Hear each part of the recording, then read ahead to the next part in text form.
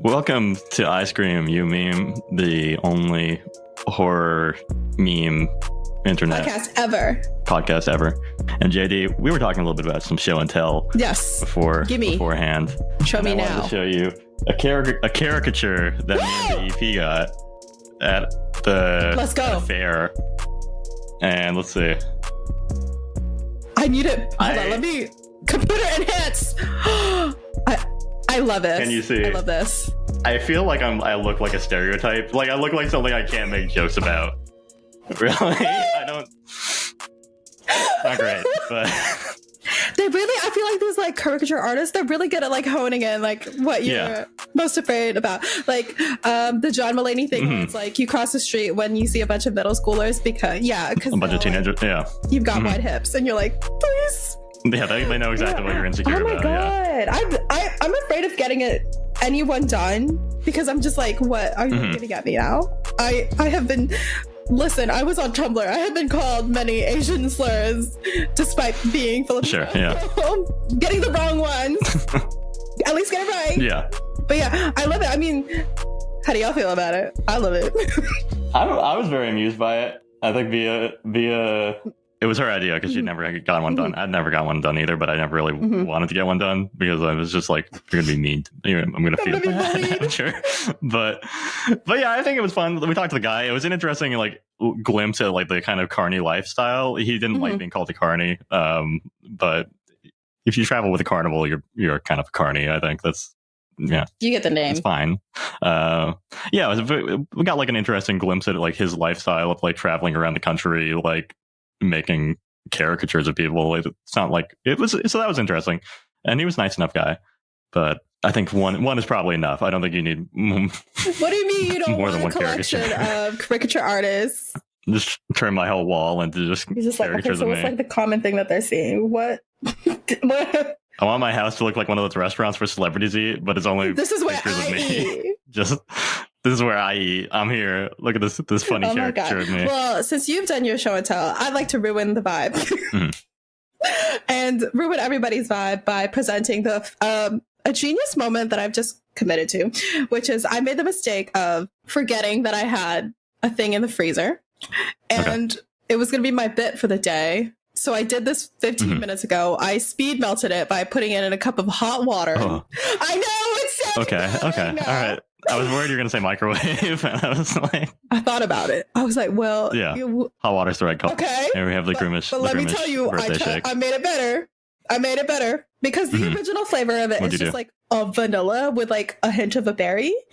But I decided my stomach's already going to be ruined by the pizza rolls that I'm having right now and the Grimace shake. Let me ruin it further by adding like a fourth of a cup of like coffee into it and then blending it. So now it's much better. Okay. You're welcome, McDonald's. It's a Grimace birthday latte. When you go to McDonald's, if in the future when this is no longer around, next year for Grimace's birthday, you need to get yourself the Grimace shake, take out half of it, drink it if you want, and then get yourself like a latte, a frozen thing because you don't want to melt it, and then get in there, open that shit up, pour it in there, and shake it around. It is no longer purple; it is gray.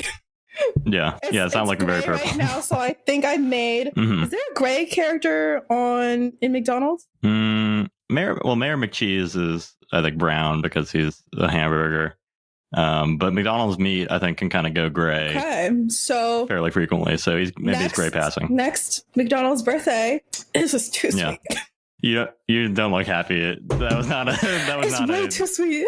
You spent all this time. You're like, hey, listen, this is what you got to do, and you took a sip. And you're like, this tastes like shit. Too sweet. What you can do is add some. Okay, so this is gonna be a ratio. Coffee. It's gonna be like this much coffee, this much of the Grimace shake, and like this much water because it's blended up. So the whipped cream is in there. It's in there. Yeah. It's. Are you tasting the berry still? Are you tasting the hint of berry? It's truly a confusing flavor. No, seriously, when I first got the Grimace shake, I already was like, what flavor is this? And then I had to look it up, and people were saying like it's a vanilla with like a hint of a berry, and I'm like, no, it's like LaCroix rules, where it's like you're drinking something and someone whispers the flavor of it to you, and you're like, yes. This one is like right. Now I understand. Cereal, like if you had a like Trix cereal and then you drank the milk from there, sure, that's what it tastes like. It's not. Oh, it's like a Frankenberry, it's like the aftertaste of a berry. Okay. So right now it's like I had vanilla.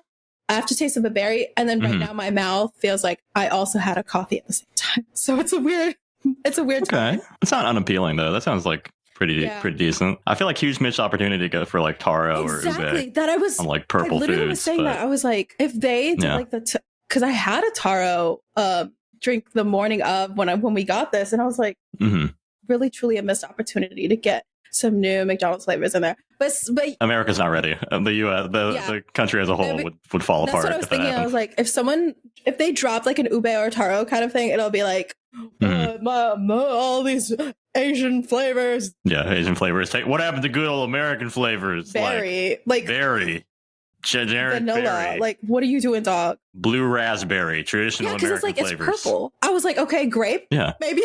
Oh God, grape. A grape would be fucked up. You never think about that? You know, I have a fun fact for you about grape. I'm not going to be drinking while this happens. And the reason that we don't have grape ice cream is because back when ice cream was like kind of popping off, right? Like back in like the late 1800s, early 1900s. Nobody fact checked me on this. Fact check me a little bit, but I think it's true. Anyway, so like this guy was like, I make ice cream, right? He was like an ice cream man, and then he was like dating this woman.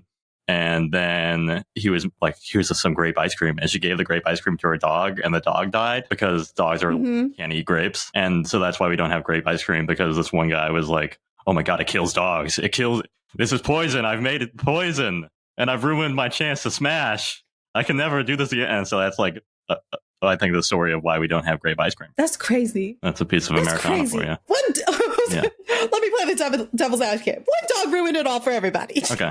Just like probably some like little shitty. Oh my God, because I was like, wait, they can't have raisins, right? So, and a live raisin is a grape. So that's crazy. Yeah, so I think it was just kind of like a general like, oh, maybe this would be bad for people too, and it's like it would be fine. I'm not a big fan of grape flavor, but it killed the dog because dogs can't eat grapes. Ever thought of that? Yeah. America, stop feeding your dog. Preemptively, I know you stopped feeding your dog grape ice cream, but still, Well, you can now because one person ruined it for everyone. It's like McDonald's with like the changing from beef tallow to peanut oil. Like one guy has a heart attack, and now people with nut allergies can't have. So what's going on? We're ruining it for everybody. Air fry it. Everybody wants their participation trophy. Welcome to the real podcast. We're just going to reveal ourselves to you 19 episodes in. Yeah, now that we got you hook, line, and sinker. McDonald's, I think McDonald's need to get in on the air fryer. McDonald's air fryer? A McDonald's branded air fryer, but they're gonna be like, we're so healthy, we don't use oil at all. We use the air fryer. I feel like McDonald's I feel like an air fried fry would just taste like a In-N-Out fry, kind of dry. I like this. I love an In-N-Out fry. I do love a McDonald's fry, but sometimes don't you feel like when you eat it, you have like a film of like, grease. Yeah, that's like part of the fry thing, like right, like they're deep fried. My God. I mean, if you were at all hungry, listening to this when you got in, I'm so sorry. We made you further hungry for maybe not hungry anymore for McDonald's at the moment. Maybe not. But anyway, we've had our 10 minutes of fast food talk, or requisite 10 minutes that we give ourselves. The top number one food podcast that turns into a scary podcast after we realize we've been talking for 15 minutes about food. I'm sorry, but thank you for sticking with us as always. So shall we get into topics? Alrighty. So I will start with the story of Andrew Dawson, Canadian TikToker, who on April 9th, 2022, posted a TikTok with a simple message on the thumbnail. It's a giant. And here's that clip for you. And as a reminder, we have a YouTube feed. We have the video on Spotify. We are a video podcast now, and we would love for you to watch with us. So here we go. We have a mountain. He's zooming in like a smartphone video. What is it? It's a person, dude. No, seriously, pull over. Mm-hmm. No. It's a person standing there. No, it's not. Dude, if you've seen what I've seen right now. And you get the point. It's just the video of a mountain. There's something on top of the mountain, something going on, and Andrew seems convinced that it's a giant. The video is kind of everything you expect. It's shaky. It's unclear what's actually going on, and it's pretty innocuous. And Andy was convinced that he saw a giant on top of the mountain. His friend in the car with him is dubious about it and refuses to pull over, and he counters the claim that it's a giant no, it's not, which that's a platform I'm also on. Despite Andrew's claim that if you've seen what I've seen right now, the friend just keeps driving. So that's the whole video. And if that video was the full story, I don't think it would have gained the online notoriety that it's achieved. But of course, there's a little bit more to the story than a shaky shot of a mountain. So Andrew Dawson was already a fairly popular TikToker at the time. He had around 56,000 followers, and he began posting on July 3rd, 2021. And, I had to watch the full catalog to get a feeling for our boy and to see if there was a precedent for him seeing the giant and what came after. The picture that emerges from watching every TikTok of his is mainly kind of a Canadian dude bro who loved his wife, his kids, and his dog. He had a prankster sensibility, but with a general kind of Canadian harmlessness. So like one video was a compilation of him driving up to people and being like, hey, you have your keys in your door. And then they looked and obviously they don't have the keys in the door because they're driving. Pretty fun, that kind of thing. But there are also moments of vulnerability. There are clips of him listening to music on the verge of tears in the car, and some motivational clips with messages like, sometimes you forget you're awesome, so here's your reminder, keep shining, heart emoji, kind of like nice stuff. And then October 16th, 2021, he posted this. Have you ever had 22 inches of meat in your mouth? No, I can't. No, I haven't. But did you know that COVID numbers are on the rise again? It's kind of like it's seasonal. So we're saying, he's kind of dubious about COVID. If you remember, that was kind of like a anti-vax argument, was that it's just like the flu and it just kind of is going to come in seasons, right? And it's not spread by people. So then he also posted a video where the gist of it was, the sound was, I don't give a fuck about none of that shit. And then the message was, anytime Bonnie Henry talks. And Bonnie Henry is the provincial health minister of British Columbia and led the response to COVID-19 in the province. So I could sense some red pills floating around in the system. And then came this video. Could this be real? Dream. The text says, could this be real? And he's going to talk about its dream. So. Okay, hear me out. What if Noah's Ark wasn't actually a boat, but it was actually a freaking hard drive? The animals that Noah collected weren't actually like animals. They were like files he stole. And like Noah was a hacker and God was like the Matrix. And then the Great Flood wasn't actually a flood. It was like a reformat. I don't know, man. I don't know. I need to go back to bed. Yeah, you do. I agree with you. Go to That's sleep. probably the best course of action. But, we're seeing some creative thinking there. So it's not seeing a giant, but giants are pretty huge in the paranormal kind of Christian intersection. There's like this whole theory about like the Nephilim being sent here as like punishment or something, I had an interesting, this is off script. I had an interesting interaction where I won a free massage. I went to get the massage. And then midway through the massage, the masseuse was like, hey, do you believe in giants? And I was like, you mean like tall people? And I was like, yeah, like gigantism is a thing. And they're like, no, like biblical giants. And I was like, no, why would I? Was this during your research time? During the massage. This was, yeah. Oh my God. And so I was like, this is a synchronicity that you're asking me about giants. And then I was like, given what happens next in the story, maybe they're secretly a CIA agent. Oh my God, Ben. I can't run this podcast by myself. I don't know all the passwords. Put them in the Discord before you die. That's true. You have most of the passwords. You'll be fine.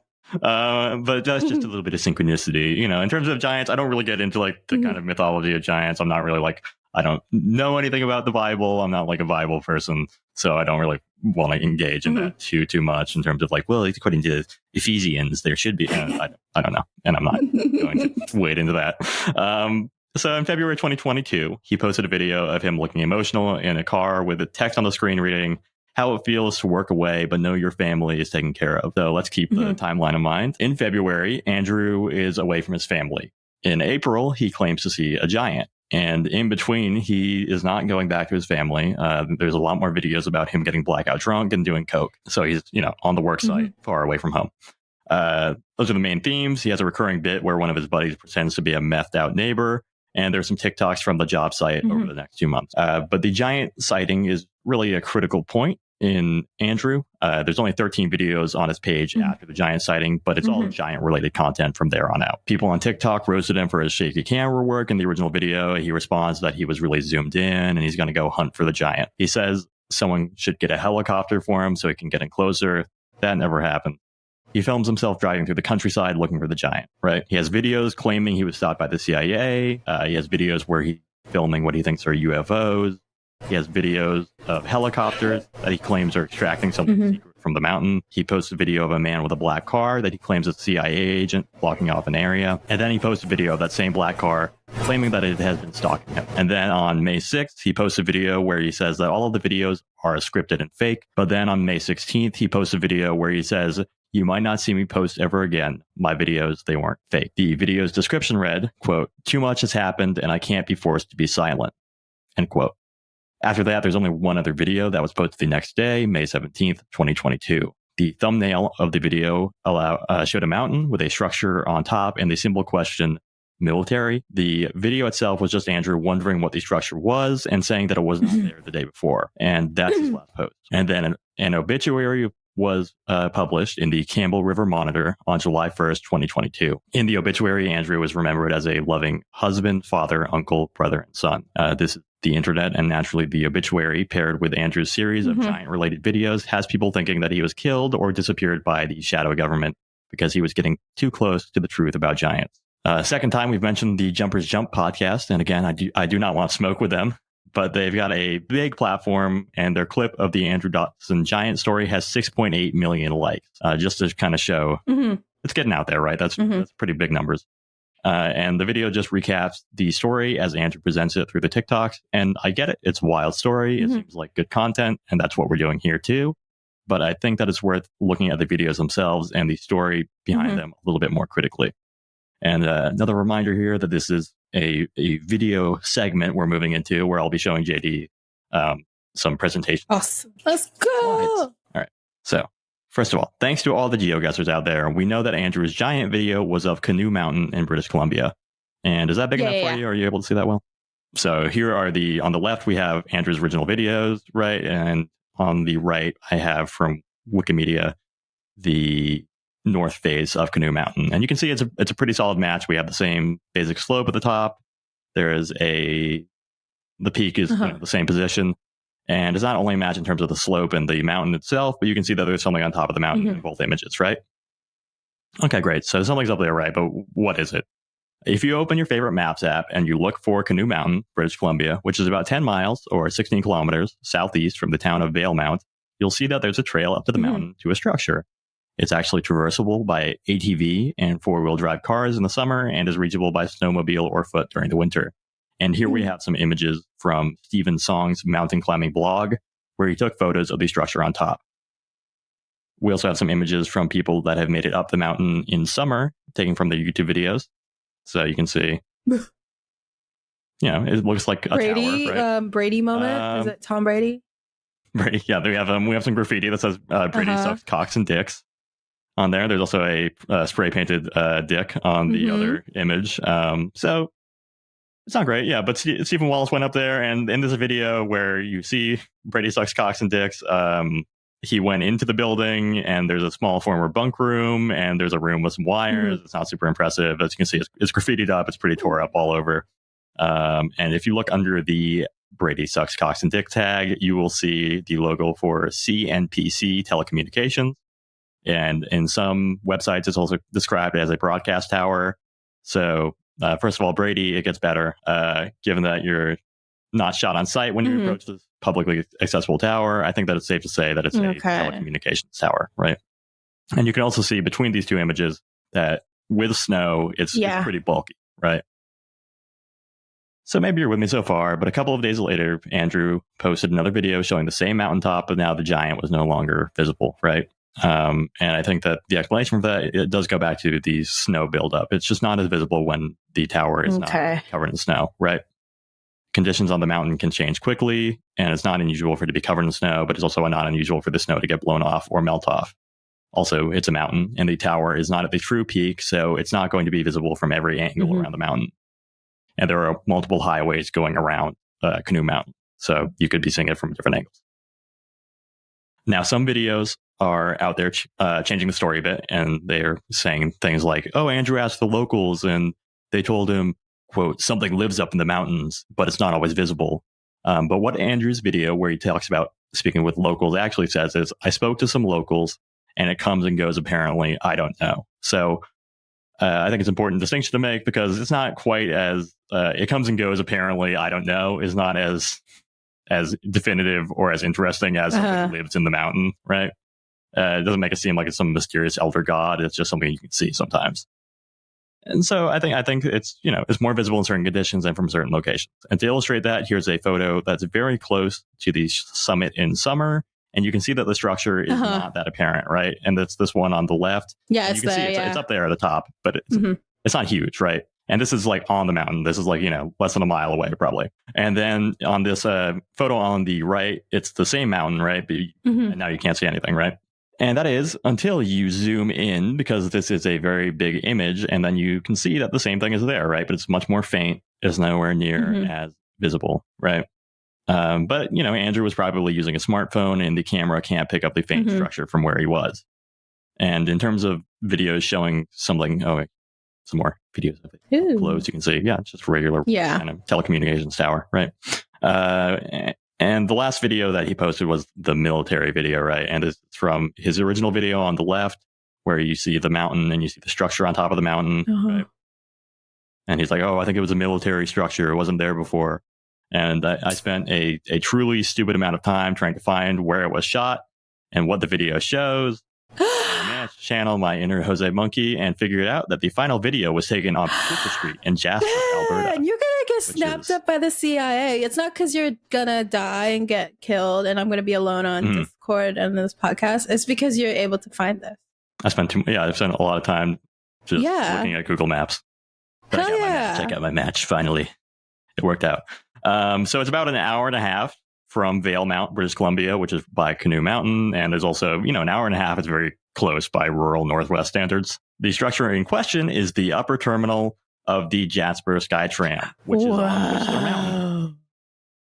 And so as like a side note, there's some videos where they say that Andrew's first video was of Whistler's Peak or Whistler's Summit. And I personally think that Canoe Mountain is a better match. But I understand why, because they are, again, pretty close, and it's like the same basic area of inland Northwest Canada, right? And again, I have videos and the PowerPoint available. We've got sources included. You can check them out for yourself. I feel comfortably saying that Andrew's first video is not a giant. It's a telecommunications tower covered in snow, probably. If you look closely at Andrew's first video, you can even see the wire in the tower. So it's like, okay, it's a tower. The UFO video looks a lot like a contrail from a plane, but it's being lit by kind of dawn or dusk light, right? So it looks kind of orange, but you can see it's like two kind of clouds coming from one single point, right? And it's like flying down, and it just looks like a short contrail. And then the helicopters are also not particularly suspicious because the helicopters are used in logging. It's not, removing secret evidence of giants. It's just the logging industry, which I think Andrew probably was part of because it's rural Northwest Canada. I think you knew that. Andrew's wife has also said that the CIA agent videos and the car stalking videos are staged. And I think that tracks. I would like to show you one more video, which is the interaction with the CIA agent. And let's see what you think of this. The guy's here again. Yeah, this is him. What's going on? Road's closed. Turn around. Really? Yeah, man. Just turn around, please. Okay. Have a good night, man. So that was fucked up. There he is. I'm driving past him again. Just turned around. I don't understand why it's closed off, though. It's a fucking public park. Or public road or whatever.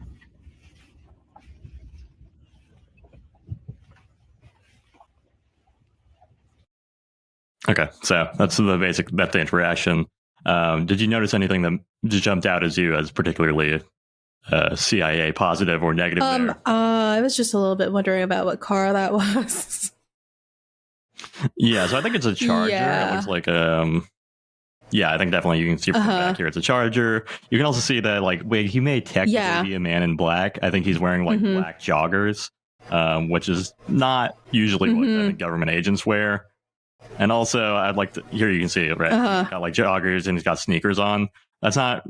I don't think that's standard issue FBI, CIA, nighttime. Yeah, I was thinking right? These kind of look like Tim's.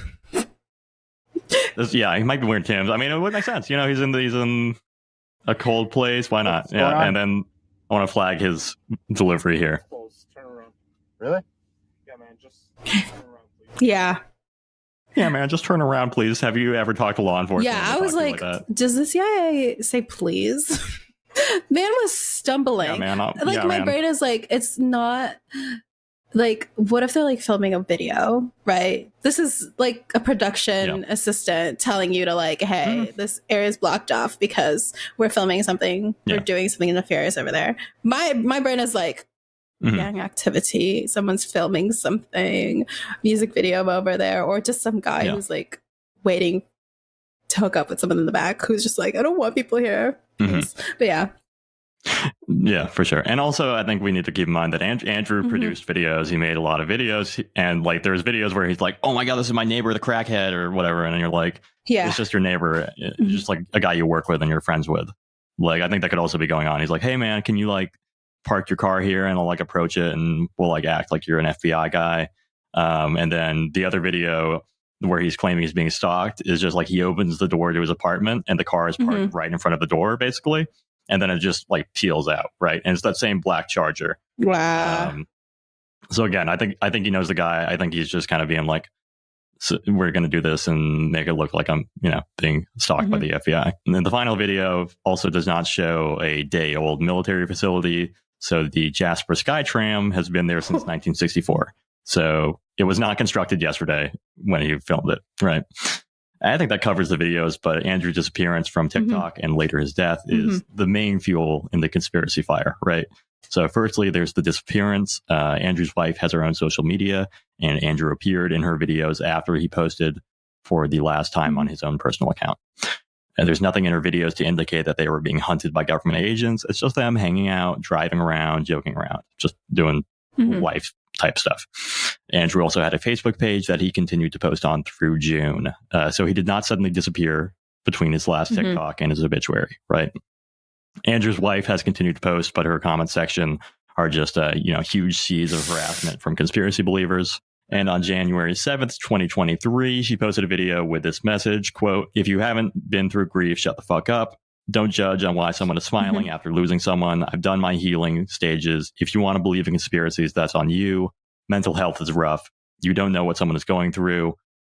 Social media is powerful. Harassment is another level of bullying. Be nice to one another, but I'm still here, reading, feeling, and won't give a fuck about the negatives. Much love to all the positive support." Andrew was known to have struggled with his mental health. He talked about that a little bit on his own TikTok, and then his wife has also confirmed that he was open to conspiracy thinking, as we saw in his own videos. And I can't definitively say whether or not he believed that the giant video was real. Totally possible that he did. I do know that he was an inspiring rapper and was dedicated to building a social media following, and I think that he got a lot more traction than he did before from the giant content. Obviously, I have no idea what was going on in his head at the time or over the last few months of his life.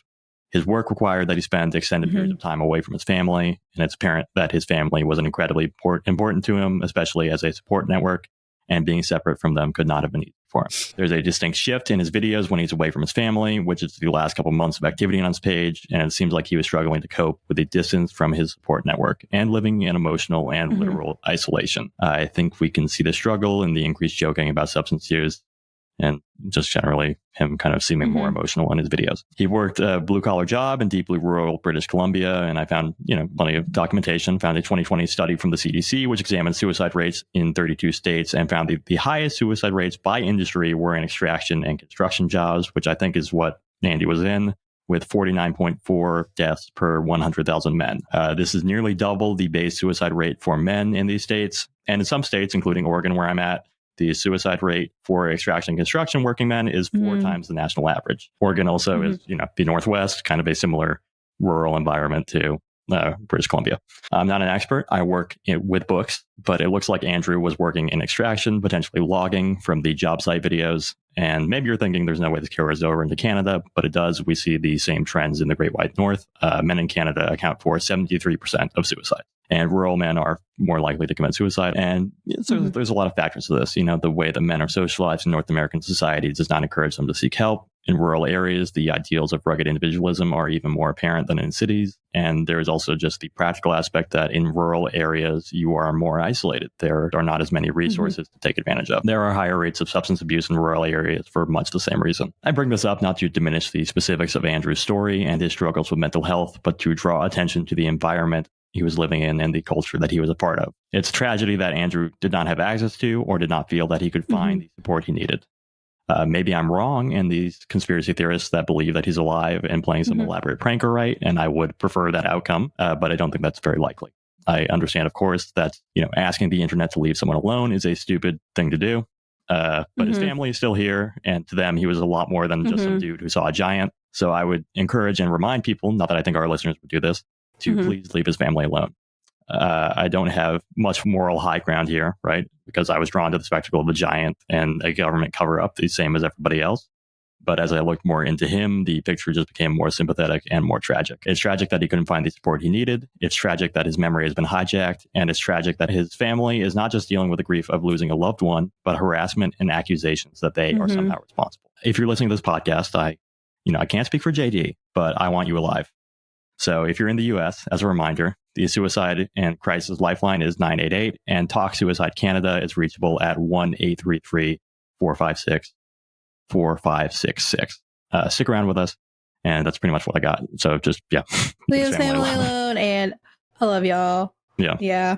I think, I don't know, my big question of all this, detached from, Andrew's whole thing is, I guess this is something that we're going to encounter a lot, in this kind of general investigation. So I guess this is a general question for us too, outside of Andrew and then outside of these giant things. It's just what compels people to let's say he did see something and he believes that that's what he saw. Great, fantastic. But it's the people who intentionally make up something and then run wild with it, right? And what is the draw? What compels someone, I guess, to fake stuff like this, make a little thing like this? Is it okay, you could be oh, attention, people love attention, but if it's not an attention kind of thing, is it I want to be part of the culture kind of thing? Yeah, I mean, it's a good question. I mean, I feel with this case, you could see Andrew was very motivated by kind of pursuing some kind of internet clout in general. So I could see that being a factor, but I don't think he would have really. I didn't get the impression that he was a super into the paranormal guy. That was not a through line or anything. He did have his rap career that he wanted to take off. So I think, maybe he got more traction with the giant thing. The TikTok algorithm works the way it does, and he got it randomly, and he was I'm going to capitalize it. But then he kind of felt, again, totally armchair, felt well, this isn't what I want to be famous for. And then that's why I stopped posting. It's hard to say. Who knows? But it is it's tough to say people's motivations, but it's kind of you want attention, but you want attention for a certain reason. And then you never know what it is that's going to be the thing that gets you the attention that you're seeking. If you're a person that does want online clout, then it's well, why am I famous for this bit? And this is what I have to do, right? You can become that guy that just does the TikTok guy that does the, he watches silly videos and he does the face thing. And it's is that what you were hoping your fame would be? Maybe not. Yeah, it's kind of interesting because this is something that I'll run into as well. And keep that question in mind. But I don't know. It's there's also the other thing that like I guess it also like covers like the general like space of like the paranormal of like why like the only time I genuinely believe that like, hey guys, these black trucks are like following me around is usually like in the cases of like people leaving like a really like a church cult like religion kind of thing where they get like supremely like harassed by like black cars from like the cult from the like the religion kind of thing. So like sometimes it's like, okay, you're like a civilian, you're I guess exposing this to the world, but like for the most part some people will be like, this is horseshit, this is dog shit. Then why would the CIA come after you specifically? Because like even if you got an audience for like this thing, most of the time people will still be like, this is dog shit, or I mean the threat of releasing like information about giants, I think it does really tie in with like the kind of Christian nature of the giant conspiracies in general, right? So I think that would probably be that seems to be kind of a motivation for some people in the comments is like, oh, he was going to basically prove that the Bible is true, right? And obviously the secular government can't have I did not think of it in that way. So I think that would be viewed as the motivation, but again, I mean, it's not. The CIA is not in those videos. That's a dude that Andrew knew. And like, also, I mean, if you were getting stalked by the CIA, you probably wouldn't know. Like, it wouldn't be like a black car parked directly in front of your door. Like the Men in Black idea kind of thing. Like, wouldn't the CIA now know to like we gotta follow them in like a Toyota Corolla? Yeah, and like we're not gonna park where you can see us. Right? You're probably just like, we'll just listen to you through your phone speaker. So, no problem. It's very interesting when it comes to like conspiracy theories that involve like known bodies of the government that do have like believable existing like conspiracy theories, like dropping vampires on the Philippines to scare everybody CIA style. That's real.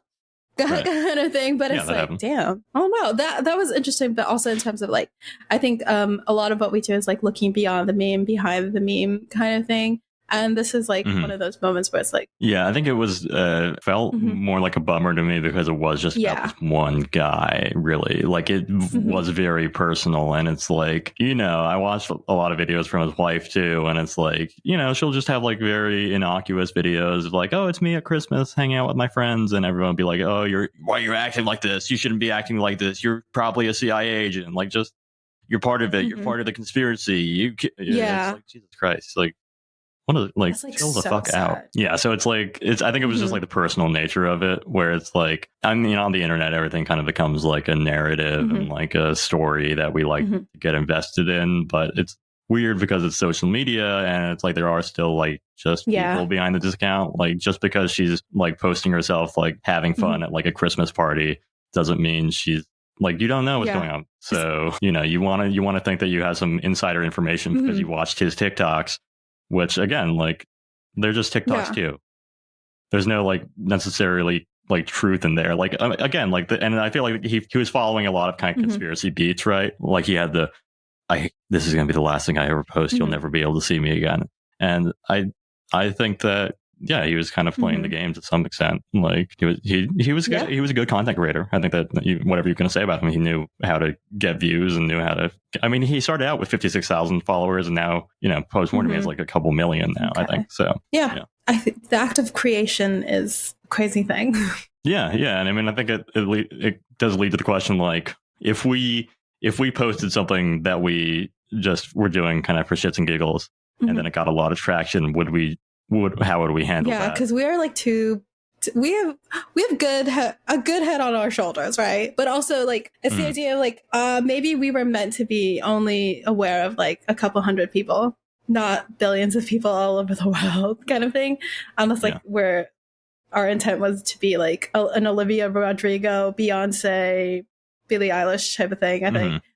I'd like to think that we would handle it as best as possible. It's also a thing where it's like, I don't think either of us really would want that. Like that sounds like a nightmare to me. But also like if that happened for something that was seemingly so innocuous, like I feel like maybe Andrew was just like fucking around in the car, again, armchair it just was like, look man, it's a giant up there, because a lot of his videos are just like him fucking with like his coworker and just like making jokes with them and like fucking, you know, doing pranks and shit. And so I could see him just being like, I'm going to fuck around with this guy and like have some fun. And then that's what gets you like so much more attention, like exponential growth on your TikTok account because you saw this thing. And then it's like, well, I guess I'm going to lean in.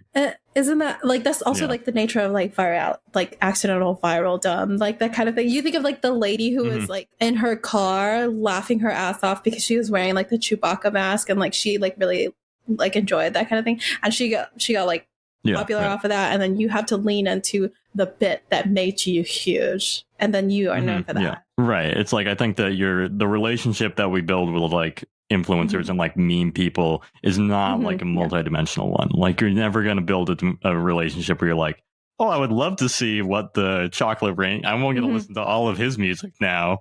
And it's like, you just heard Chocolate Rain and you're like, yeah, cool. That's all I need to know about you. Do the thing. That's it. Like, that's all you ever want to hear from these people.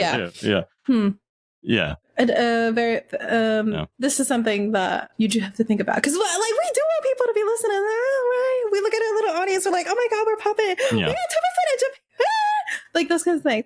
But I see it a lot in like when I'm on like the Reddit for the Twitch streamers and seeing what everyone's thinking. It's just like sometimes people like a lot more like the smaller Twitch streamers who are like in the 1Ks, 2Ks, because they still feel like there's a community there. Whereas like 20,000 viewers at once, they feel like they get lost in the sauce as like a viewer, because you're sending all these messages and like, you know that it's going to be shouting into the void. Whereas like 1,000 viewers at a time, like maybe like 5-10 people are sending messages at a time. It's like that kind of thing. We want people to be listening to this. We want the engaging kind of stuff on it. But it's like, are we even thought-wise, body-wise, ready for an idea of like looking the next day that one of our episodes had like 15,000 streams and we don't know what to do with that? I think even 15,000, I'd be like, Ben, what the fuck do we say in this one? Read through the script. Yeah, it would. I think that would be terrifying personally. Like if that happened, I would probably stop doing the podcast. Like if we woke up and it was like 2 million hits on this one episode, I'm done. It's done. It's over. I have to go. Like, I'll open the next episode and I'll be like, hey guys, so it's the last episode. I don't know where Ben went. I've been in touch with our AP. Ben seems to be in a corner in the office. I'd be like, I would be like, Ben, what the fuck happened? Did we like do something? I'd be like, I can't do that again. No. Yeah, and then it would be like, well, do we do the same thing we did in this episode? Is that how we recreate the formula, or do we just keep doing what we've been doing? Because like, as people who are like creating these kinds of things, we want people to listen. So we kind of like investigate like what's going on. Like, why does this episode have this much listeners? Is it because of the name? Is it because of the content? Is it that kind of thing? And it's like, you do think about that. And like, maybe that's what happened to like Andrew, where it's a jokey video that he made because he was like shitting around. He's a content creator. And then that's when everyone was like, oh yeah, I believe giants exist as well. Yeah, this is what this guy is. And it's like, I could see that being like, oh shit, I'm not the giant guy, man. Like I'm like a guy. Like I do pranks, I do rapping, I do like, there's a lot more to me than just the giant thing. Okay, come on. Like, well, I don't know, Ben, maybe we have to think about that. Maybe we have to consider our options once we wake up one day and ISYMpod.com has like fucking all of a sudden 3,000. The UMB monthly viewership is like at 4,000 at a time. We're like, what the fuck is on this website? Yeah. Like what has happened? What have we done? Where did we go wrong? Oh my god. I that was a good one, because it's like a question for the consumer of meme, but also the creative of interesting relationship that we have. JD, I'm ready. You ready? Because we're gonna be thinking a lot more, even more, about the relationship between the creator and the meme, and also storytelling. So if you are an author out there, don't listen to me, but here are some tips. Just kidding. Okay. So, stories, they're difficult to keep track of, right? People love to poke at plot holes, debunk storylines, and do a whole bunch of shit to like film, TV, audio, and written stories. I am severely guilty of this. Like, to be honest with you, like, Ben, do you know of a specific time where you were like able to like catch a plot hole in some sort of media that you were consuming? Do you have moments where you take in a story and go like, this is going to go to shit in some way because the creator is having a fun time, but not a very smart time? I don't know if I have like a specific pull, but I'm definitely like, well, clearly they didn't realize that in this scene he was carrying a briefcase, and then in the next scene he was not. So this MacGuffin is not a full MacGuffin. Like, perfect. Thank you for bringing in MacGuffin, because we will be talking about MacGuffin in this too as well. But like we notice these things on set of movies. They have people responsible for like continuity, like keeping track. When I was filming a show with 13 Reasons Why, every day we had to get our clothes taken photos of if we were on screen at a time, just to make sure we were bringing the same clothes for the next day or keeping it in there. So it is a job because it's hard and people notice it. People notice that people are noticing, right? Writing a story is hard. Fantasy, thriller, and like deep, newly built world-based stories have to be very difficult as well, right? So for every single new thing that you introduce, there's something that you have to remember to incorporate every single time, right? So like you create a new race or type of creature. How do they come about? And what are their weaknesses? Do they have a new language? How is it spoken? Who speaks it? When was it invented? That kind of thing. Maybe your character is the last living person on his planet. He came to a new planet, but all of a sudden in the ship that he came in, there's a uniform that's perfectly fit for him when he's like in his 20s and all that stuff. Clark Kent, you stupid son of a bitch. Sure. There's so many things to keep track of in these kinds of things. As an author, that you can make sure, like you keep track of these things and make sure that you can round them out in some way without it being like a wonderfully wrapped bow, but like in a sensible kind of wrap up, right? I have friends who are like authors who write original stories, and then also like speaking to like people who write fan fiction. People who write fan fiction, you have to know your media very well. You know how to work your story within the canon, how to fix canon, subvert canon. Even they working through someone else's story have to be very aware of the story inside out, right? Just in case they might need to answer like a commenter on Archive of Our Own who's asking like, how did Will and Hannibal stay alive after they fell off that fucking cliff? What do you mean there's an after? Spoiler if you've never finished Hannibal, right? But yeah, so Ben, ISYM Pod audience, I invite you to think of some of the famous continuity errors that you know of, story fuck-ups, and as you and I dive into one of Twitter's hottest threads in the past decade. Ooh. No, we're not talking about Bean Dad, if you know what Bean Dad is. With a kid who's like, my child doesn't know how to use a can opener. Let me make a fucking whole thread about this and tell everyone I'm a shit dad. We are not talking about Bean Dad. We are talking about Dear David, which I remember that you said you don't know anything about. So I am excited. No familiarity. I don't know Bean Dad either, but I don't want to get sidetracked. I'll stick Bean Dad in your Instagram. But yeah, okay. Dear David is created by Adam Ellis, who is of BuzzFeed fame. According to famousbirthdays.com, Adam attended Art Institute of Boston and is a Montana boy. So I'm going to start sharing my screen, but I have to be careful not to hit leave like a fucking dummy. So, Ben, I need you to just look at the picture. Don't look at the slides on the side, okay? Oh, okay. Don't look at the slides on the side. Okay. Cover it right now, okay? Okay. Oh, yeah, so you might recognize some of these like drawings, these art comic styles. He is he's a sort of like semi-distinct art style, and I think it's pretty neat to have a style that's like kind of like known for you. You can think of it if you're not looking at the video, open up the video right now on Spotify or YouTube. I'm telling you, we got pictures in this one. We're like a picture book. Mm-hmm. Don't look on the side if you're watching. I'm gonna come after you. I'll show up in your house.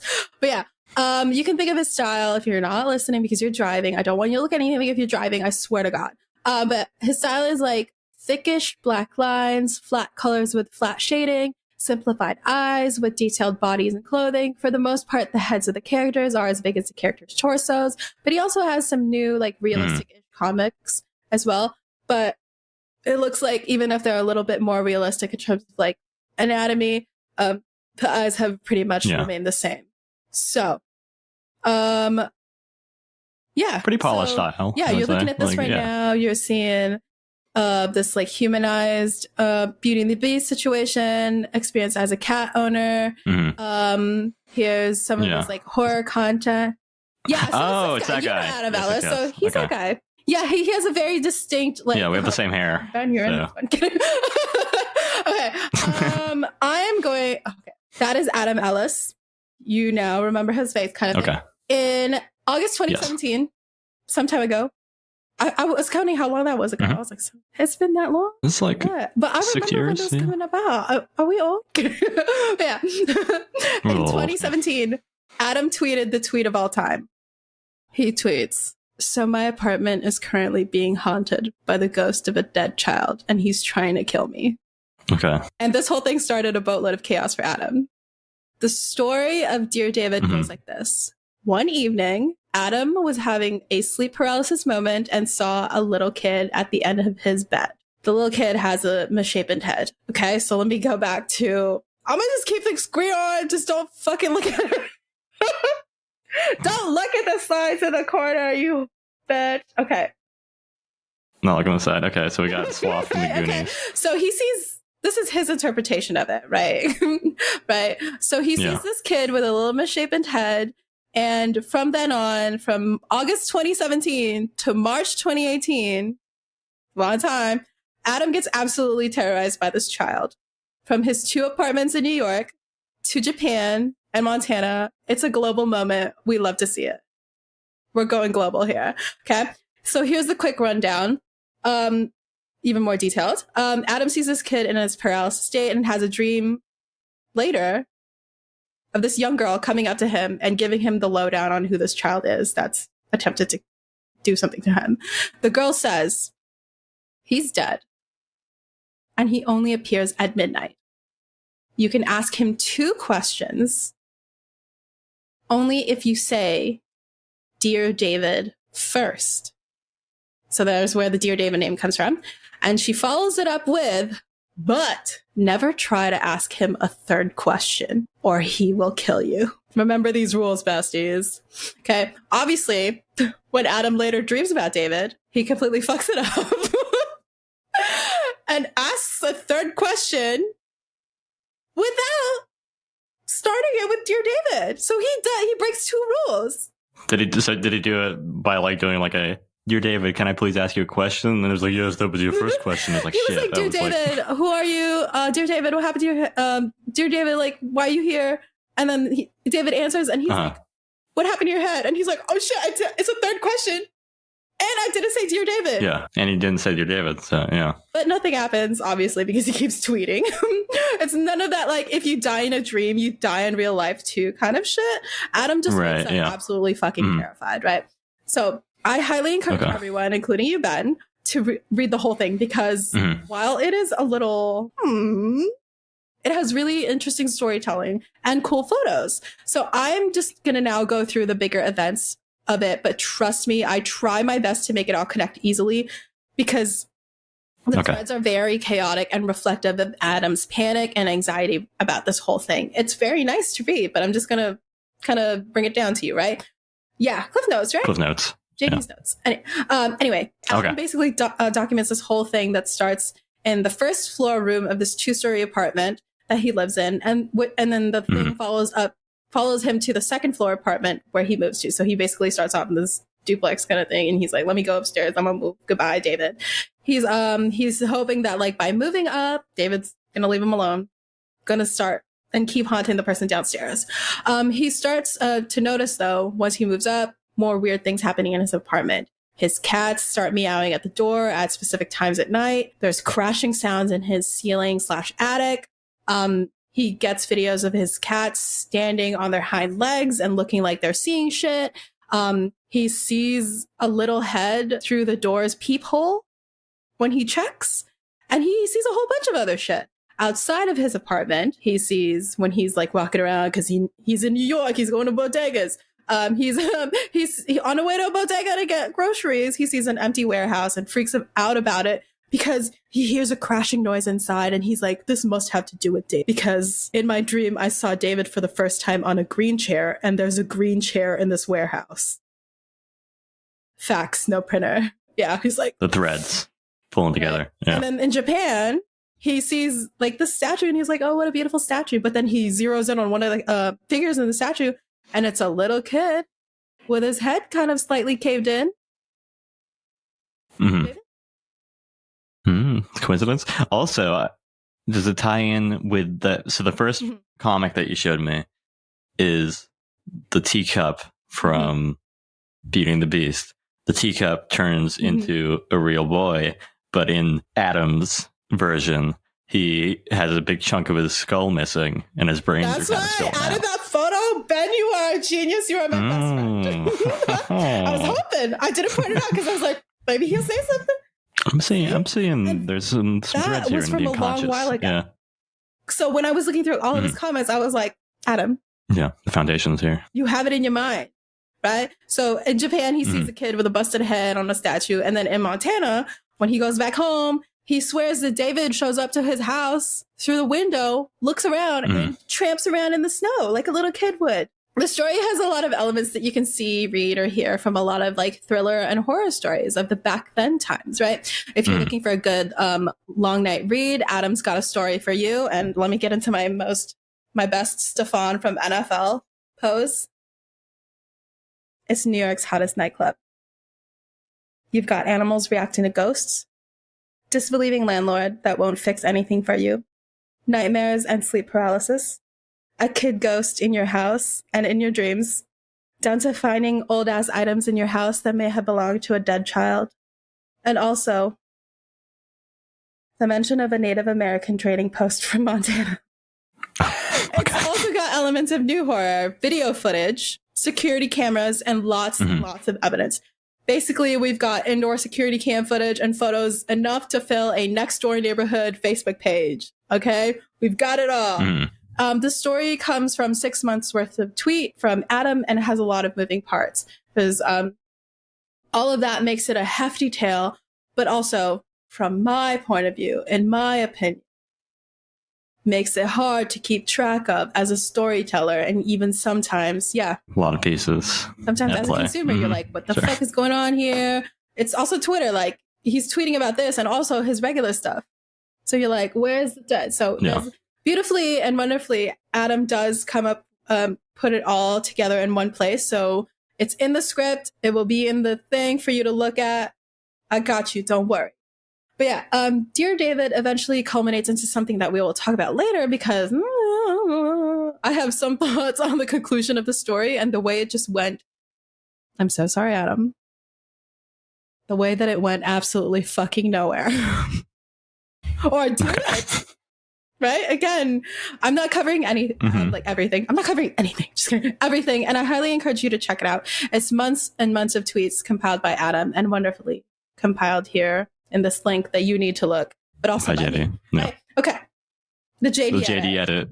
Really? It's a JD edit. And it's just me going, Adam, this fucking sucks. Anyway, so tropes, themes, characters. Oh my. Okay. I apologize if you can hear my neighbors vacuuming above me. On my end, I can't hear you.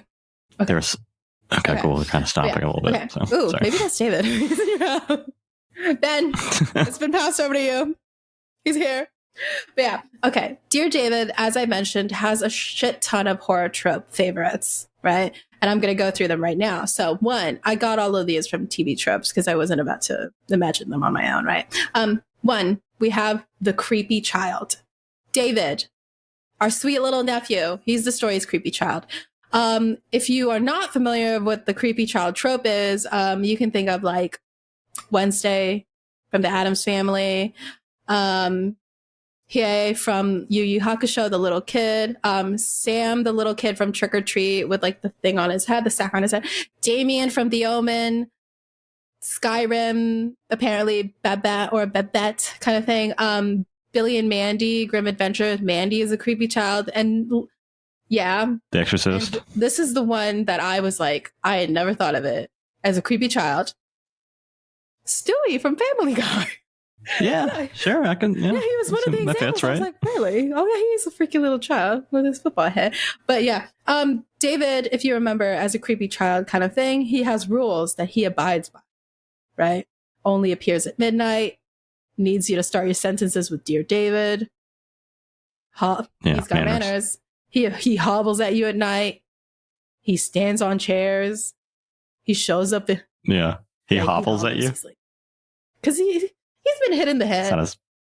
He has a concussion. Okay, he's a little concussion. And he shows up in your kitchen window. He is a kid with some dark tendencies, such as maybe wanting to kill you. He's a creepy child. He's sweet and a little bizarre, right? Then next we have the cats are magic and evil detecting dog tropes, right? This one pertains specifically to Adam's cats, Maxwell and Pepper. One of his cats has 3 legs. We will celebrate this cat. This is the idea that pets have some sort of like magic detecting or evil detecting skill because they're animals, or because animals aren't hindered by human ideas of like, this shit isn't real. Or like the cats aren't going to be like, Photoshop this. Right? The cats in general are like, outside of like Adam's like terrible dream, they're the first to truly sense the weirdness that was about to happen to Adam.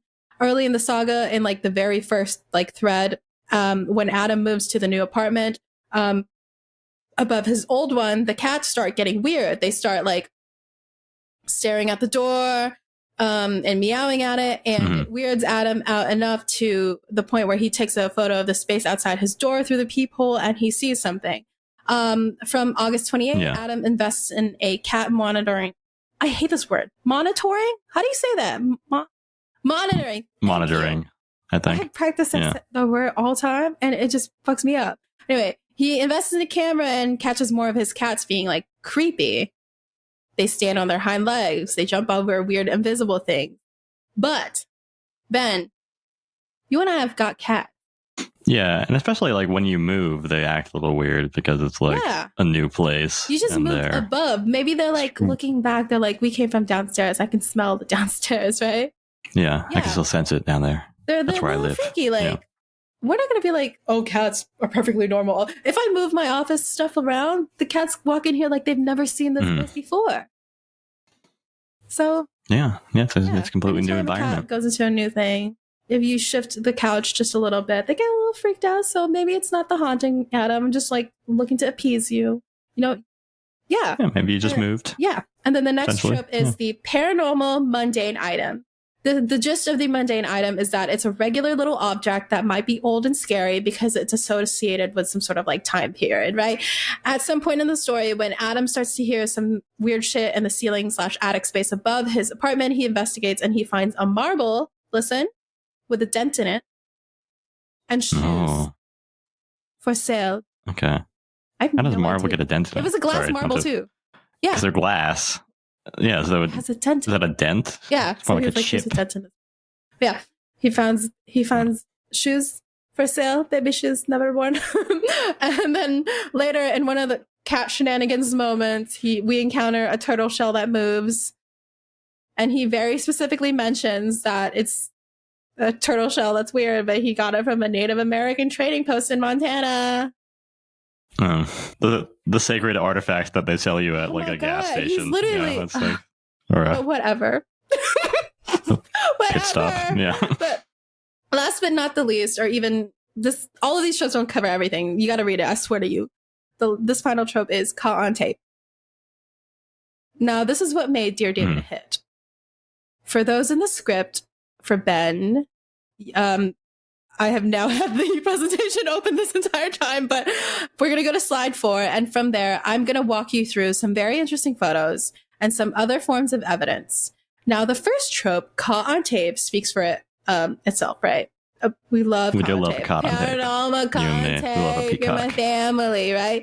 The TV tropes, if you're not familiar with it, explains it's like when you need like rock solid evidence that something happened or someone committed a certain act, having it all on video or audio tape is just about the most convincing piece of proof there is. Convincing proof? Yeah. But what happens if it's not convincing? So let's go through it, okay?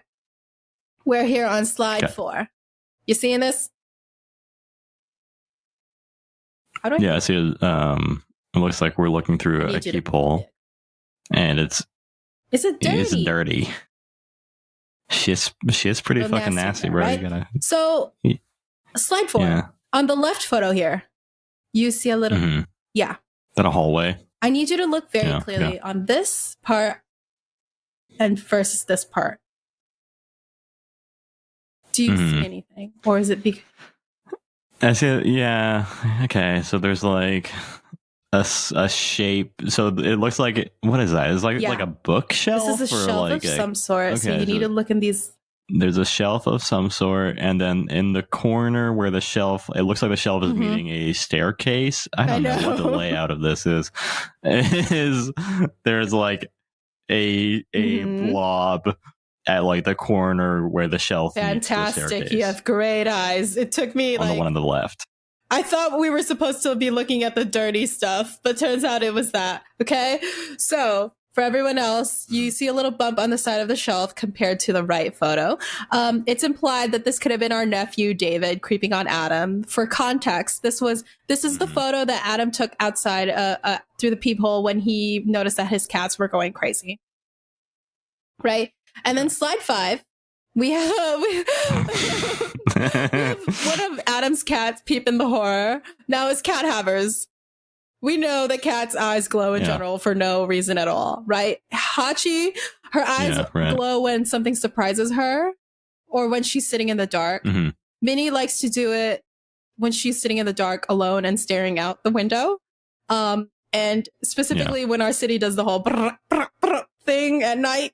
Because Minnie's from Napa. She's not from Vallejo. She's not used to this. Yeah, she's bougie. She's bougie. She's bougie. Right? She's not. Yeah, so she's not used to it yet. Yeah. Hachi's just kind of like, what? Right?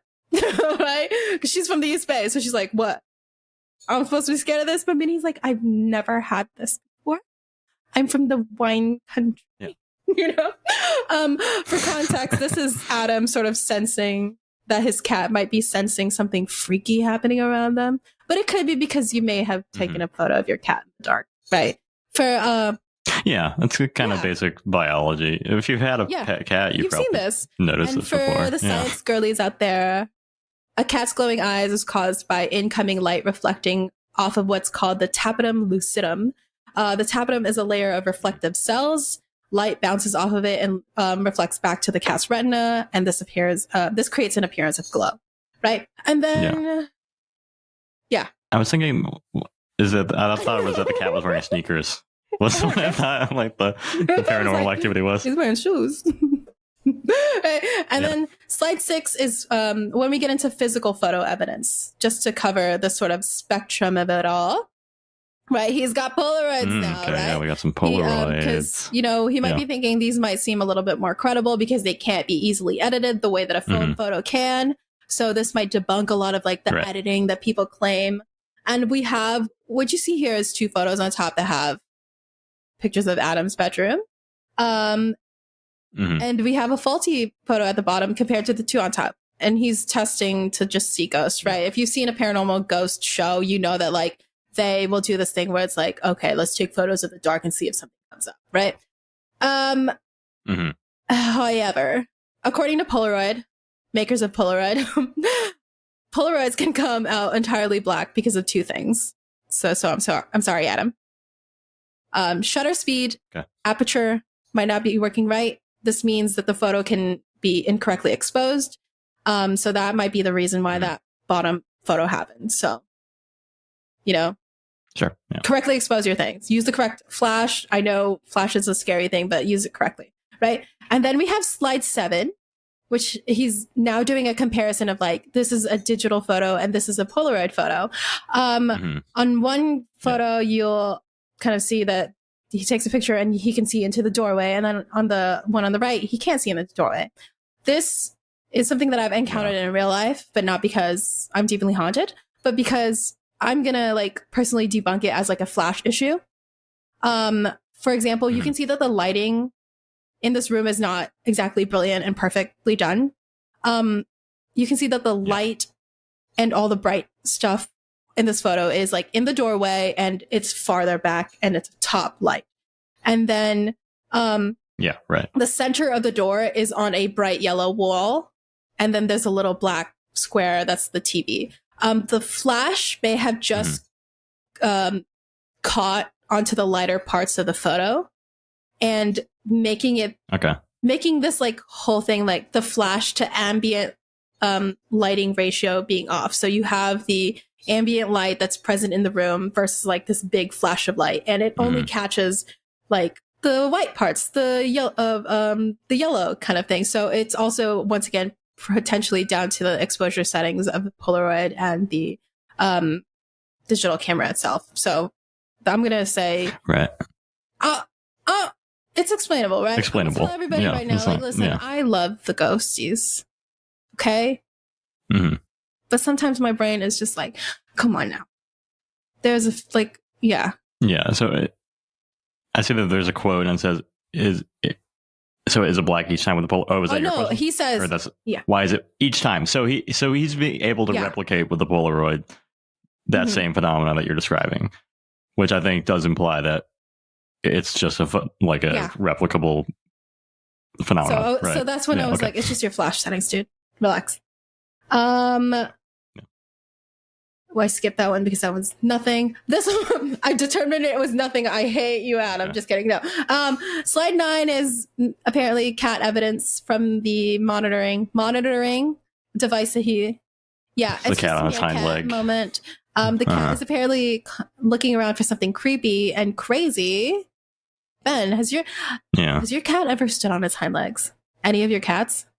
My cats do all kind of really weird shit all the time. Yeah, I don't even know. Our cats have never done this aside from like if they're trying to get up to something, or Hachi likes to, if you're giving her food, she likes to do the meerkat thing on her hind legs, but she'll never done it on her own. For our audience, if your cat has ever done this, please send them to please send us the photos.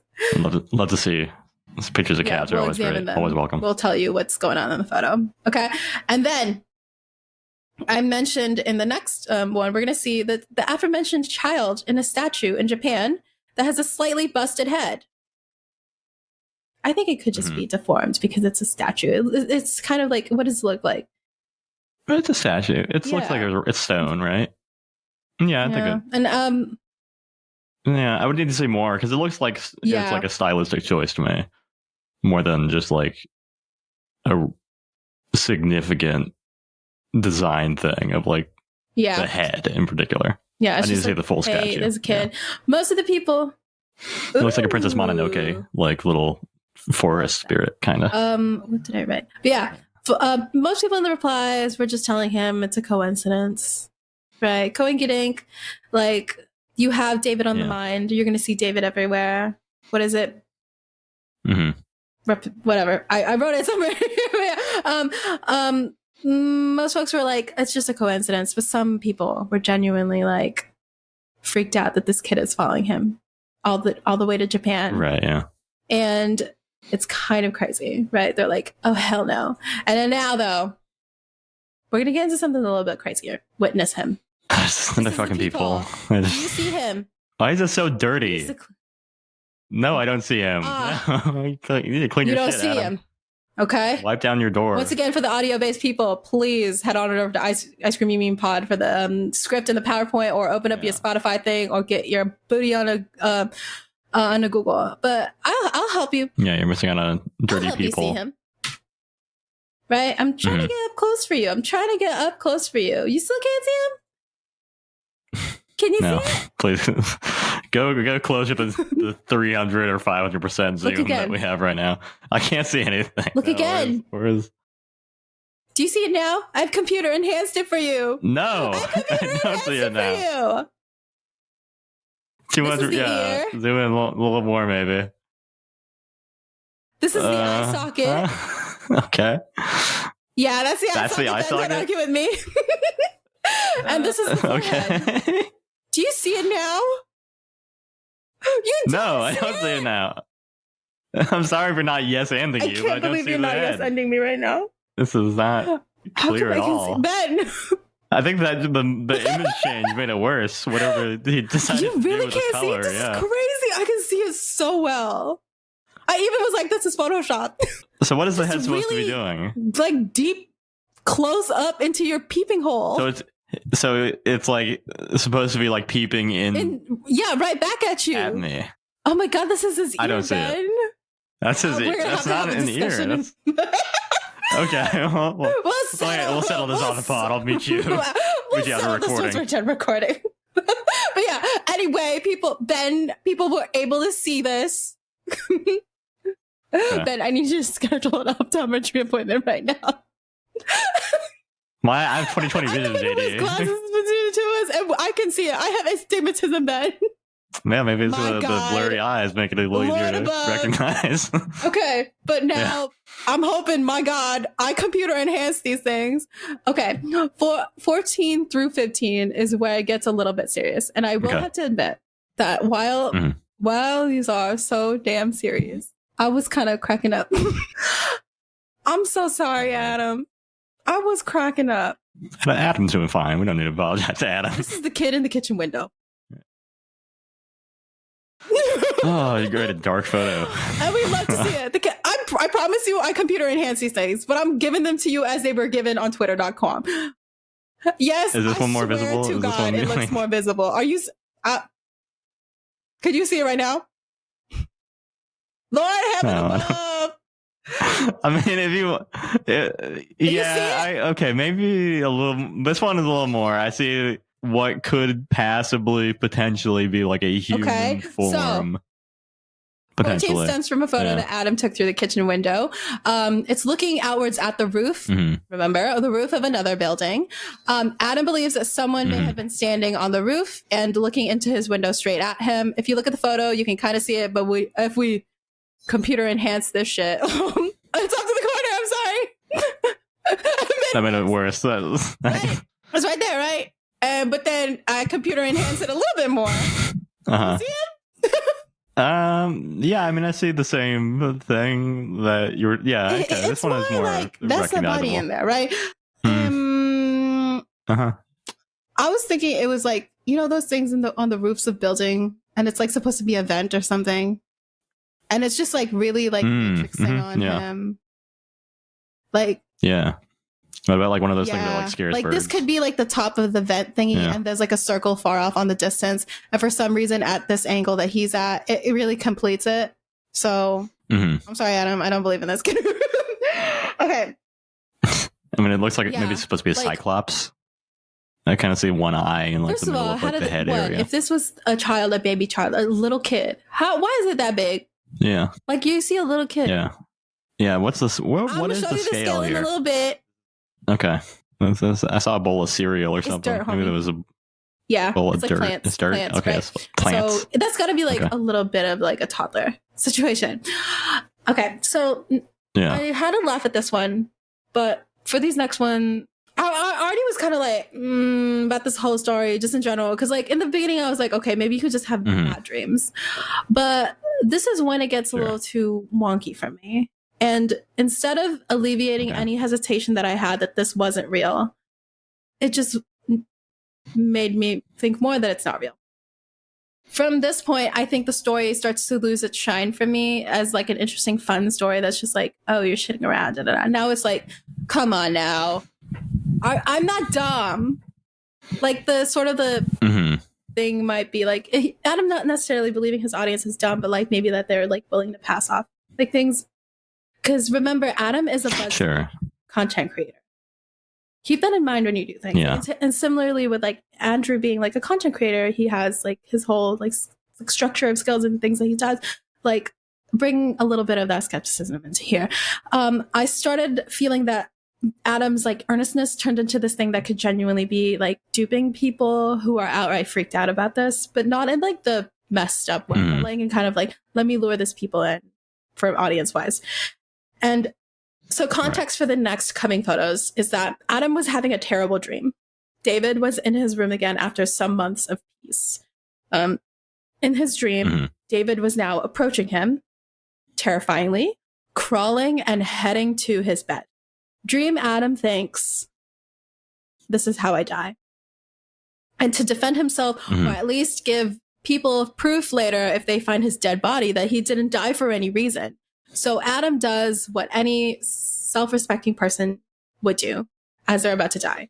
He picks up his phone and starts taking pictures. And with that in mind, naturally, let's head on to the next slide. So these are not all of the photos that Adam took, because he says that like there were 350 photos that resulted. Oh wait, no, this is a different. Yeah, no, this is the JD edit. No, oh my God, sorry, I jumped ahead. This is just the photos that he took when he was mid-sleep. Okay. Yeah. When he was mid-sleep. So get ready. Okay. Oh God. Right. Hit me with it. No, more of your enhancement. You were ready for that one? Do you see this without enhancement? Yeah, I see this one without enhancement. It looks kind of like a doll or something. Yeah. You see this though, right? Mm-hmm. Like this is him like mid sleep. Yeah. He's like, I'm about to fucking die in my dream. I just woke up. I'm about to get attacked by a kid. If we computer enhance it a little bit more. I wouldn't be scared of a ghost toddler. Doing? He's having the zoomies at night. So these are not all the photos that Adam took, but I was just like, whatever. And like you already mentioned it, but if you thought about that photo of the little teacup in the beginning, that's our boy David. Yeah, that's our boy. Like, also, I feel like the initial drawing that we saw of David was definitely a little bit more fucked up looking than this. Like this just looks like a normal kid with a fucked up head. Yeah, like a slightly. He's like wearing little stripes, and he's just a kid who's lost and all that stuff. Never mind the fact that the little girl in the dream was like busting him out, saying he's gonna fucking kill you, right? Then. Context for the next one, next incoming stuff, is basically Adam is like, shit is happening at night. So he gets an app camera thing that takes photos every 60 seconds. He places it high on a cabinet for great vantage point. And as a result of this, he got 350 photos where he just sees little boy David appear and disappear from this chair. Then stand over him and then look at the camera and then get hella close to the camera. Are you ready for that? Yeah.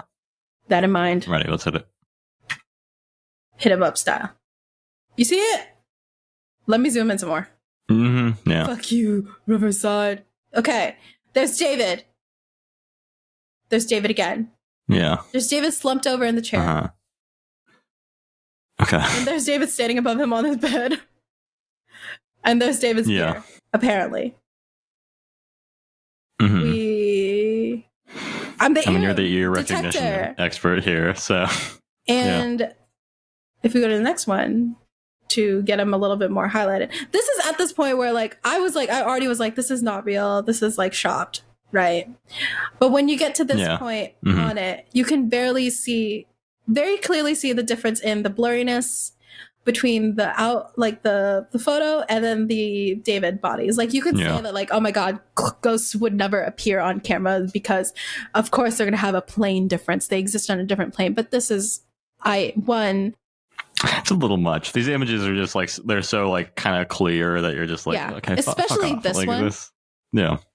Like out of context, this was a little freaky. But this one is just like, hey. Yeah, especially coming from Adam, who A, is a content creator, B, exactly. is a digital artist. Bro, yeah, you want to draw and you're going to tell me that you have evidence? First of all, I'd be sad. What you doing drawing for if you got real stuff? First of all, that make no sense.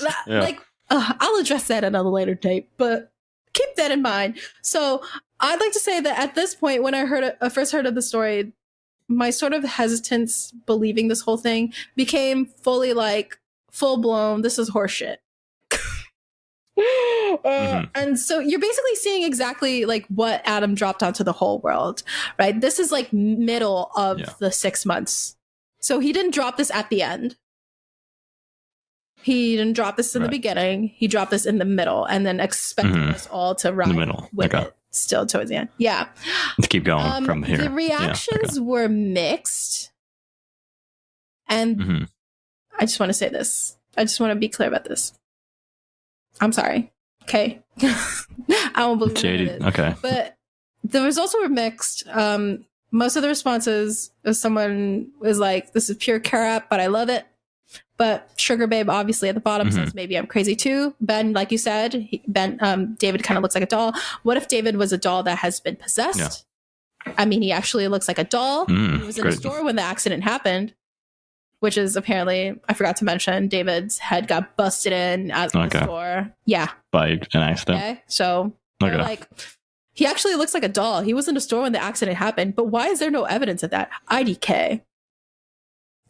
And I think that if the magician TikTok debunker guy was around when this was popping, he would be like, y'all, think about it. Yeah, Dustin Dean, mentalist. Man? Where you at? Yeah. Kind of the bat signal. This next one that I'm going to come up into, Ben, if you want to laugh, go ahead. Okay. So he has a moment When I caught my breath, I retrieved my phone from the dresser. The photo roll showed nothing of note, save for the last photo taken just a moment before. Yeah. That's from Adam. For context, he was having a nightmare, and he dreamed that David was on the ceiling, muttering to him. And then suddenly, David drops down on him. Yeah. And Adam wakes up terrified. Train spotting Sal. This is the photo. Please zoom in. This is the photo, Ben. He drops this on all of us and makes expects us to go, yes. Yeah, this is, whoa, man, you're really being haunted. That's scary. And for those who are watching it, and also for Ben, computer enhanced. Computer enhanced. It's like these moments where like this, I'm already like, this is dog shit. And then when I enhance it and I see like the difference in like pixelation and blurriness of it, I'm like, dog. Yeah, right. You work on BuzzFeed. Is this like a boy who cried wolf kind of moment when you're really being haunted, but everyone's like, you photoshopped this because the ghost is like, I know exactly who to target. People will think that you're faking it, so I'll make myself look even shittier. So basically, someone saved me because I literally was fucking cracking up at this point. I was crying. I was like, Adam, come on, man. Hell yeah, at a certain point, it's like, it's a little too much. This is a hat on a hat for your ghost story. Basically,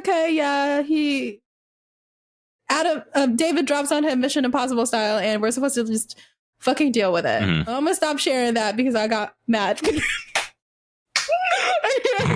Okay.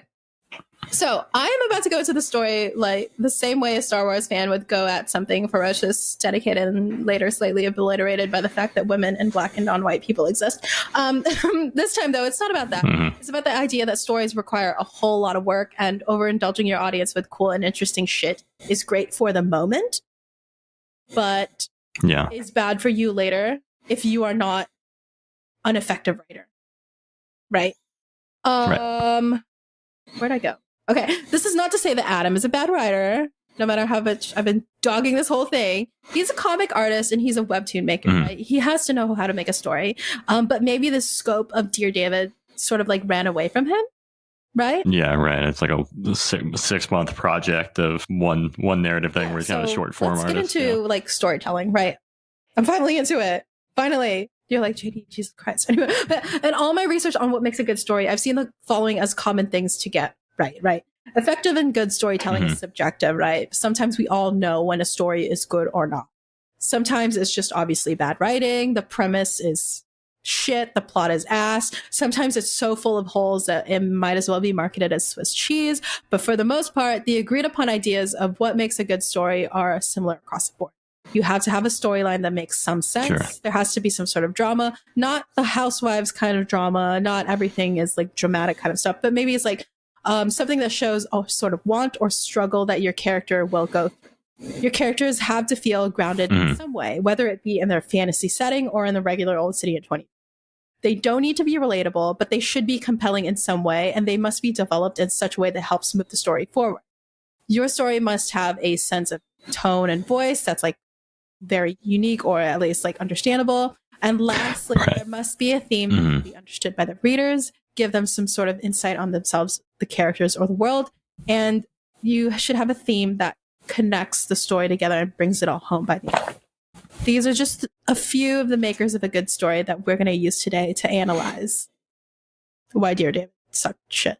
No, okay. I do think, like, one, there's a great existing storyline in this, right? Adam's apartment is being haunted by a child. Okay. He wants answers.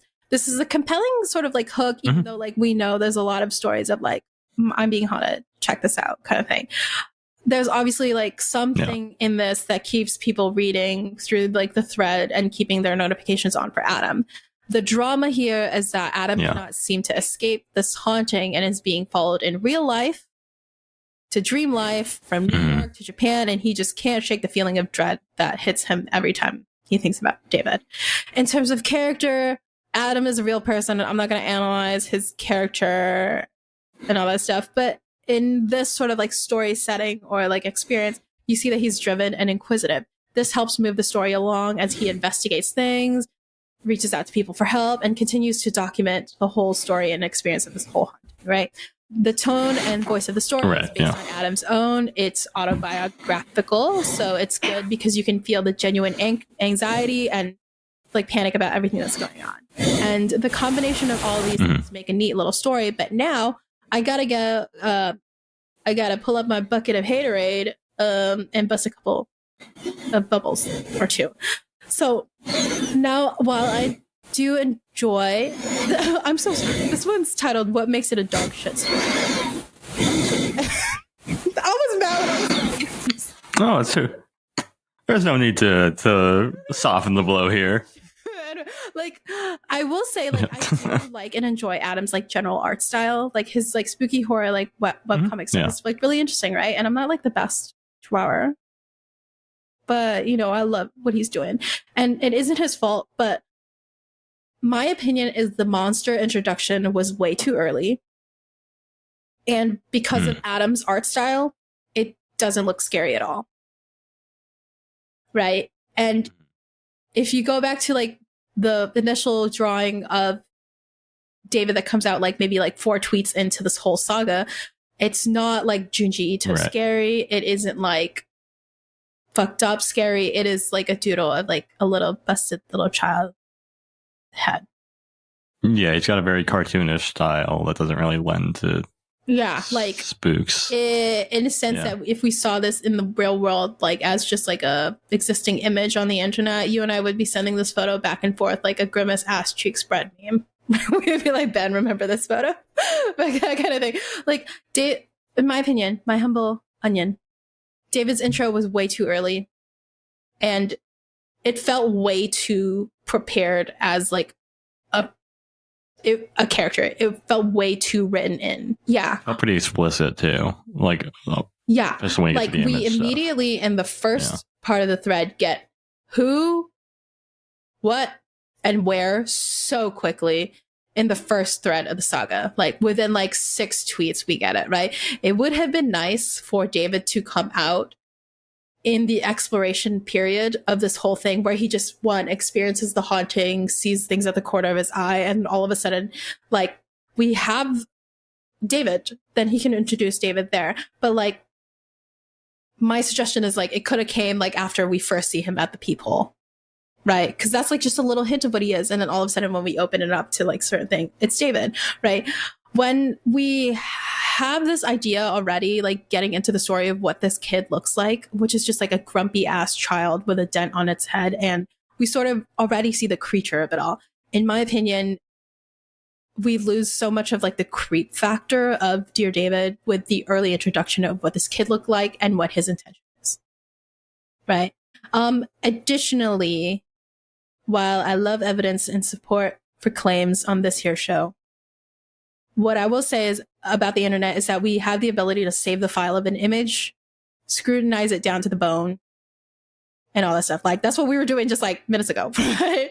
The kitchen, the kitchen window really I showed you when I was blowing it up and changing the colors, brightening it, and all that stuff. It was still a little bit convincing for someone who's not really looking to debunk all this stuff. It felt very much in the world instead of photoshopped in.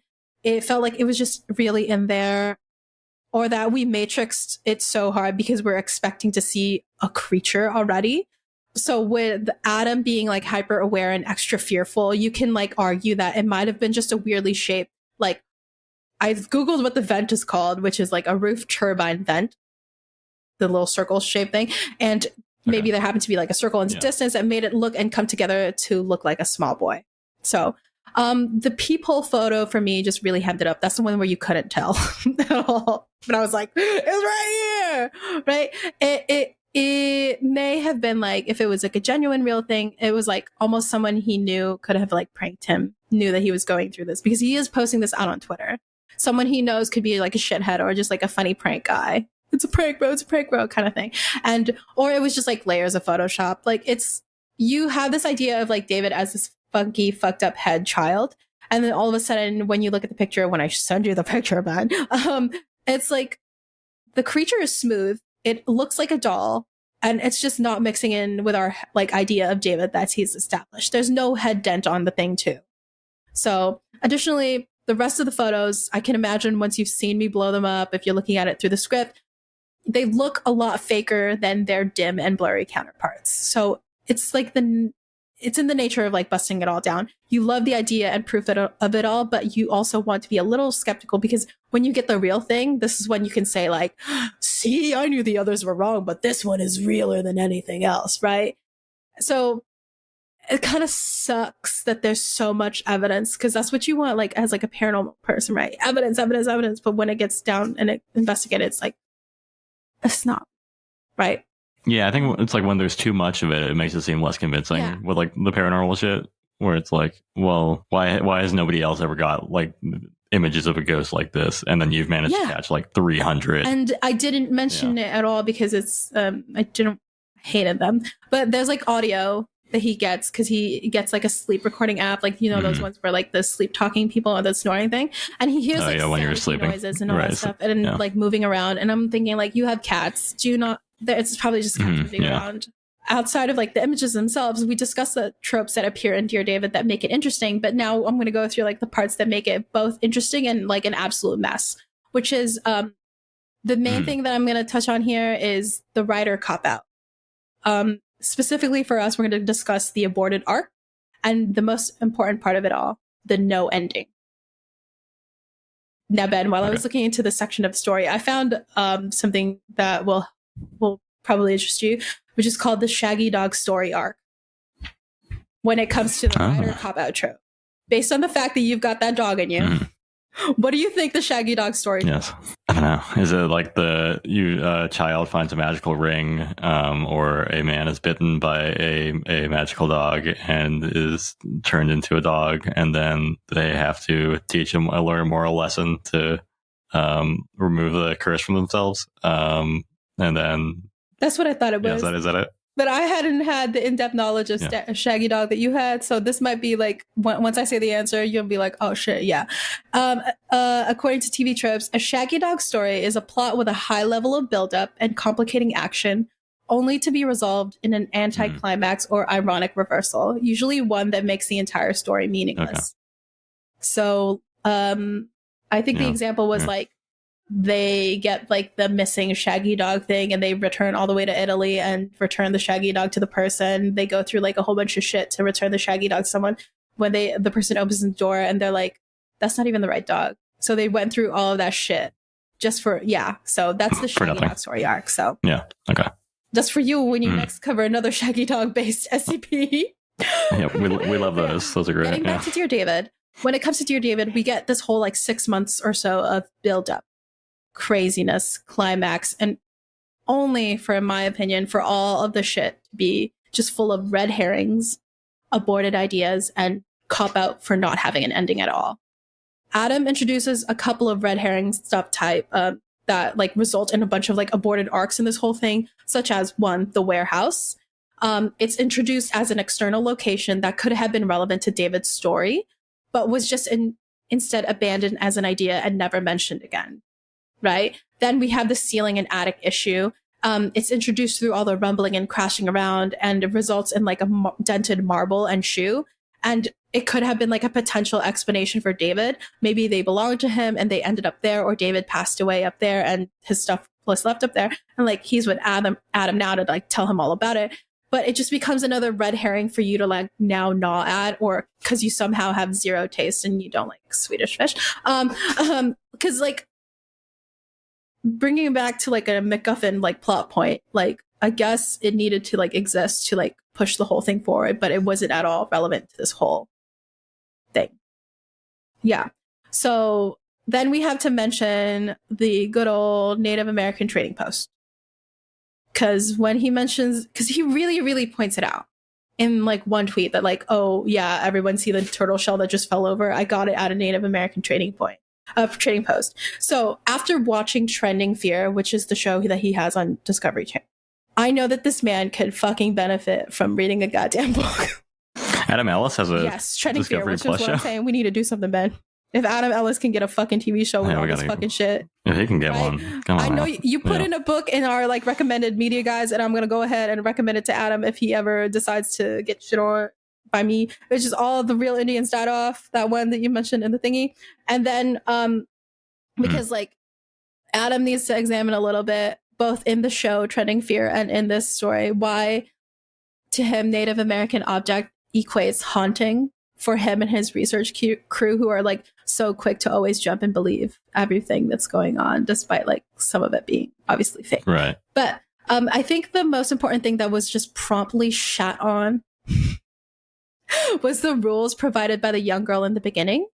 You can ask him 2 questions. You start with Dear David and never ask a third, or he'll kill you. Unless right. It wasn't abandoned, because he did ask the third question. There's a caveat. So now this is David trying to kill him.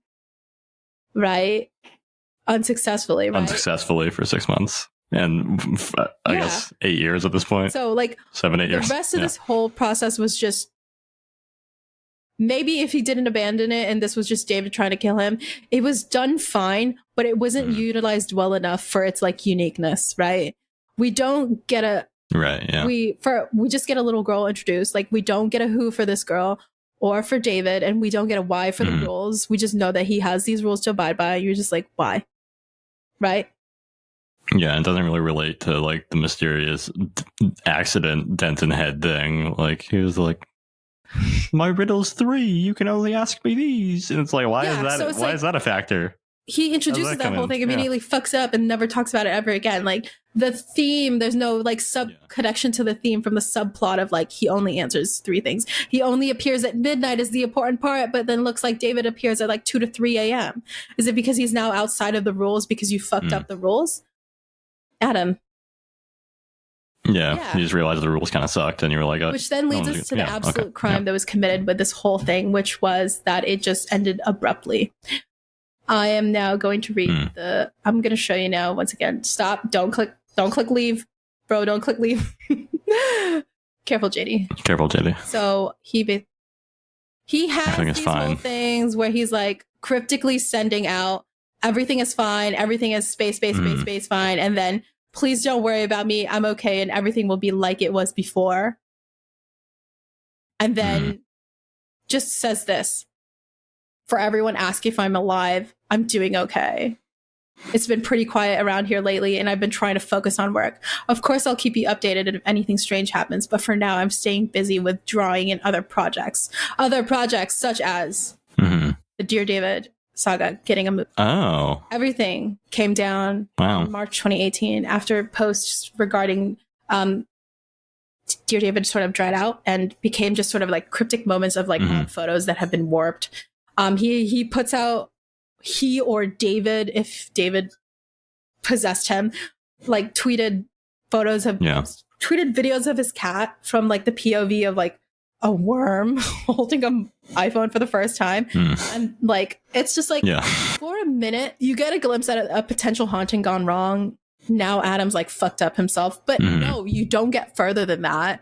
What you get instead is like Adam's abrupt end to the whole thing.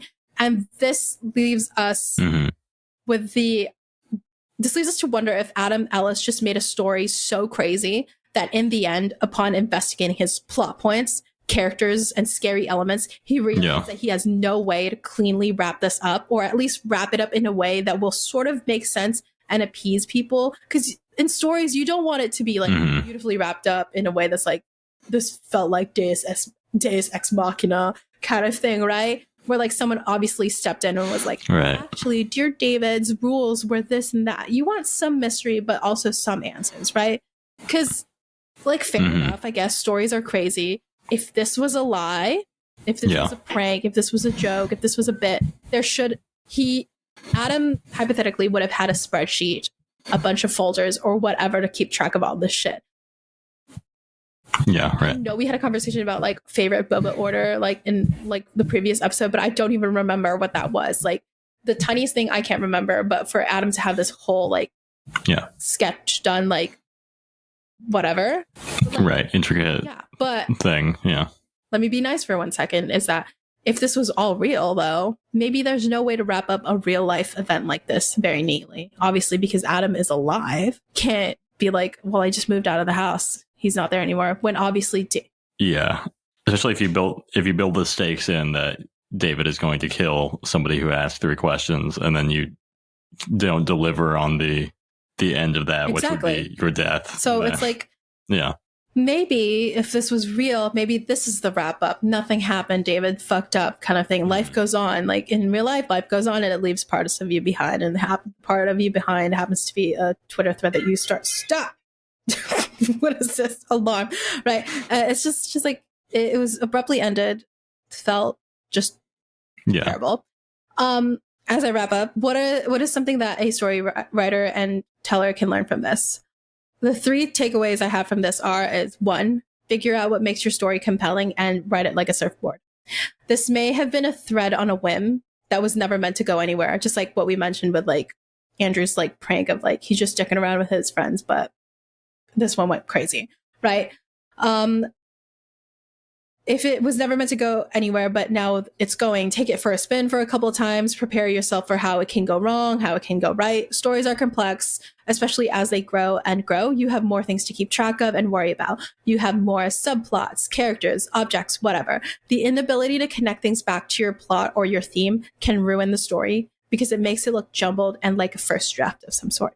The second is figure out how to effectively introduce and develop your characters, especially if the character is a big bad creature or monster.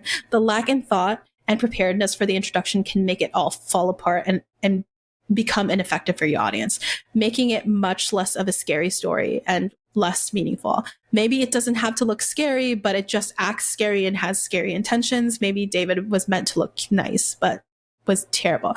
Maybe he has scary intentions, but it doesn't look scary kind of thing. And then what drives your creature and what makes it something to fear? We know what makes David something to fear is that if you fuck up, he'll kill you. But what drives him? There's no sense of drive, right? And the third thing to take away is that this is not for real life, but this is for the abnormal, paranormal side of things. How much evidence is too much evidence? How does your evidence work in your findings favor, and when does it become a joke? When does your found footage or wonderfully crafted Photoshop material become like an ancient aliens joke, right? In what ways did Adam fail, and how can you succeed? How can we succeed, or at least do better or avoid what he did? There's so much to learn from these 3 things that I noticed mostly that could have helped Adam and can help you and I for like our future works as writers for like this show, like in general, but also as readers and consumers, right? Dear David in general is a compelling story with an interesting cast of characters. Its drama, its anxiety was very nice to read and like absorb. Adam is wonderful with his pace and keeps his readers on hook. And I do definitely recommend reading it or going through it. It falls apart though due to its dramatics at times and leads people more into the land of make-believe than reality, which hurts the story more than just a little bit. Dear David was good, but it could have been great. And we just now have to wonder if it ended abruptly because it just stopped, or it ended abruptly because he needed to save it all for the Dear David movie that was in talks in 2020. So we might just have to see in the Dear David movie if this was all fixed or if this is exactly just how it is. Yeah, it's an interesting era because I feel like 2016, 2017 was when like a lot of Twitter funny people were starting to get like comedy writing jobs and jobs like, you know, writing for late night or just like kind of sitcoms or just breaking into like it seemed like the like Hollywood was kind of looking to Twitter as like a source of writers. And so I think that's an interesting like little snapshot in time to see that. I think Adam was kind of trying to capitalize on that, right? And it seemed like successfully did if there was at least talks of getting a movie made. And I'm sure that, you know, coincidentally is when it would stop, right? I think that this illustrates, I think also that Andrew, I think that the root line here is that like real life, like we, you know, as humans, we're like addicted to stories. They're like so central to identity and who we are and how we understand the world. But that reality is not a story in the same, like our lives are not just stories. We do not follow arcs. We do not have set, you know, it's not the same thing. And so I think that we can see that with like the Andrew thing where you don't get the payoff that you want in your conspiracy story. And then Adam's thing where it's like, well, you don't get the payoff that you would expect from a haunted child breaking the rules story where it's like, well, you broke the rules and now you have to die. because it'll be a long drawn out movie of being tormented by this creature, but there's like one way it can end narratively but then it's real life, and probably this is mostly if not all bullshit. So it's like, well, I just have to end it. Like, I can't. You literally wrote yourself into a corner. But it's like that blending of like narrative and reality that I think social media really kind of spreads and makes happen. That I think was what we're seeing in both of these stories. It's very interesting how they did come together. Like, once again, synchronicity. Let's go. Our stories, they always be connecting. This is why we have this podcast kind of brain to brain. We're right there. The idea of like, let's bring in that whole thing with Andrew, where like, okay, maybe he did have this dream of this child who like attacked him and was haunting him. Like, it could have been just a perfectly regular haunting story, but maybe it got popping hard enough that it culminated into this thing. He's like, well, I can't leave everybody hanging because now I have people watching me, people following me specifically because I am getting haunted. They might have not known me for my comics on BuzzFeed, but because he now also has like scary, like paranormal comics that he has on like the most recent. I probably looked at his like Instagram like probably like 3 nights ago. He had posted like a sort of like haunting, like scary themed comic. So now it's like maybe what if this was like a way to like drive up an audience for like the paranormal side of it all, right? And if he does have that show on Discovery Plus, and he has made this another part of his like online brand persona on 2019 and then still moving forward. So that could have been like as a result of like this whole thing, because he does say that like in something I was haunted, and now I work my way to getting DMs from people and helping to like solve their problem kind of. So it's like like you mentioned with the whole like the writers thing, like a lot of like people who were like the finding out that a lot of the people on Vine that were like funny, super funny, were all like actually friends who went to like UCB together, and like a lot of people who were like on BuzzFeed and now have like very successful TV shows, like Quinta Brunson and rightfully has like a really amazing show out there at Abbott Elementary, and has several people who are writers with her on BuzzFeed on that show because like they're friends and they genuinely are brilliant writers as well. Because it's like, maybe this is your like little stop to the next kind of thing. Like we have our friends / competitors, Ryan and Shane, who were of BuzzFeed fame, who got to do their own thing now. And Ryan was in like, I guess, a Marvel movie, Ant-Man, right? That kind of thing is like is it now that like, if we step outside of like the scary paranormal space, is like virality and this kind of thing with like the sort of like embellishment kind of thing, is that a cool new way to be to get into something, to be famous for something? Like, how do you do it right in a way that it just doesn't result in like 15 minutes, an hour of fame, and instead it results in a long sort of career in the thing that you want? Right. Yeah. I mean, I think it's like you have to capitalize. There is like you need to capitalize on when you're getting the heat, right? Like if you're like, I'm getting attention for this paranormal thread I'm doing, so I'm going to continue to lean into that. And I think that it works like that. To say, the right or wrong is kind of, I think, beside the point when it comes to like internet clout, right? Like it's not a negative or positive attention that really matters to a lot of people. It's just attention. It's like you can hate me all you want, but if you're watching my videos, that's all I care about. It doesn't matter. You don't have to agree with me. You don't have to like me. Honestly, if you hate watching me, great. You're as loyal, maybe you're just as loyal as somebody who like loves. Because you do have people who hate follow, who hate consume, who hate watch certain things. And one thing I've recently noticed on like Twitter is that like people who have the sort of like trolling background kind of thing, their bios will be like something along the lines of like, I know you're just looking through my profile because I said something that triggered you and you're looking for additional evidence to roast me on. Ha ha, I don't care about this because that was already my intent. So like, oh no, it's just like the nature of creating and the difficulties of it when it's tied into modern real life consequences on, because we can make up a cryptid right now, have it pop off, but it's never going to affect us because we're not embroiled in this cryptid is actually me turning into a thing at night. It is a creature that's existing outside of ourselves. Whereas Andrew embroils himself in this whole thing because the CIA is following him. They're telling him to stop doing these things. And Adam is like going to get killed by David.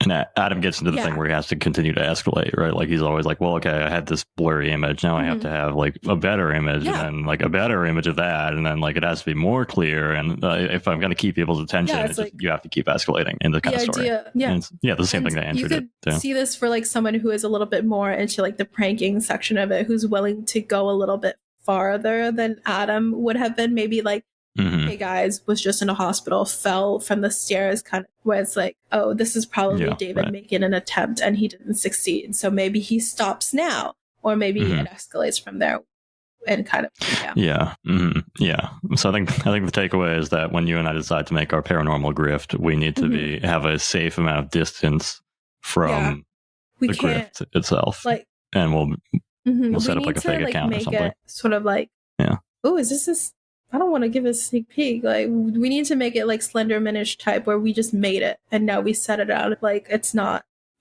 I don't have to pretend that I'm cursed or seen. You don't want to tie yourself into the one of the other things that I noticed is that like Andrew's like whole thing, it has ties to the outdoors, and people can have access to the outdoors. They can verify, debug certain things, right?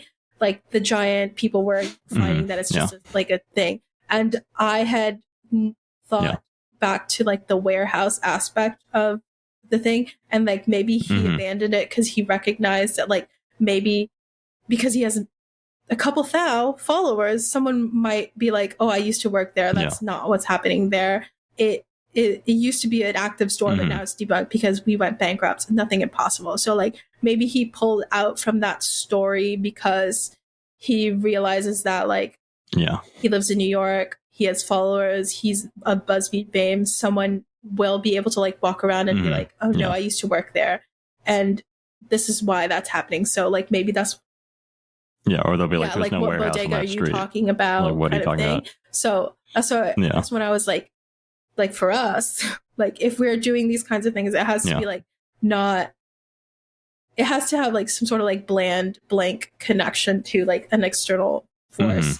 That show, I think it's like show don't tell, and less is more. Like you need to be able to be like, we don't know where this is. It could be anywhere. Like I think that's like maybe like a backrooms thing would be a good way to go with that because it's impossible to prove or disprove. If we think about like the most famous like paranormal video like evidence kinds of things, like the Bigfoot walking evidence, like people can go there, but there's like a varying thing about like the tide, like, oh, it doesn't look that way now. It's because it's been 70 years. Oh, it's because it's been high tide this day. So you can't like thing kind of like it's fake, kind of thing. So it's like, how well is it tied to the real world in a way that people can easily debunk it or say something about it kind of thing. So, oh my God, we're just doing tips on like how to fake people out. Paranormally grift people. Maybe that we go viral because we teach people how to grift. Like that's our seminars. So everybody pay $100 to help you grift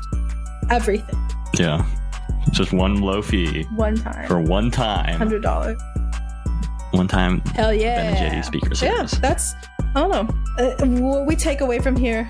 Rich ghost, poor ghost. As the creators of Ice Cream Mimi podcast, but also as like people in general. This episode was written and produced by Ben and JD. For all our sources, please head to the website in the description below. If you'd like to reach out with a comment, suggestion, or share an experience with one of our topics today, send us a message at icecreamumeme@gmail.com. All of the music for the podcast is provided by Yager Frank. Thank you so much for listening, and we'll catch you on the next episode.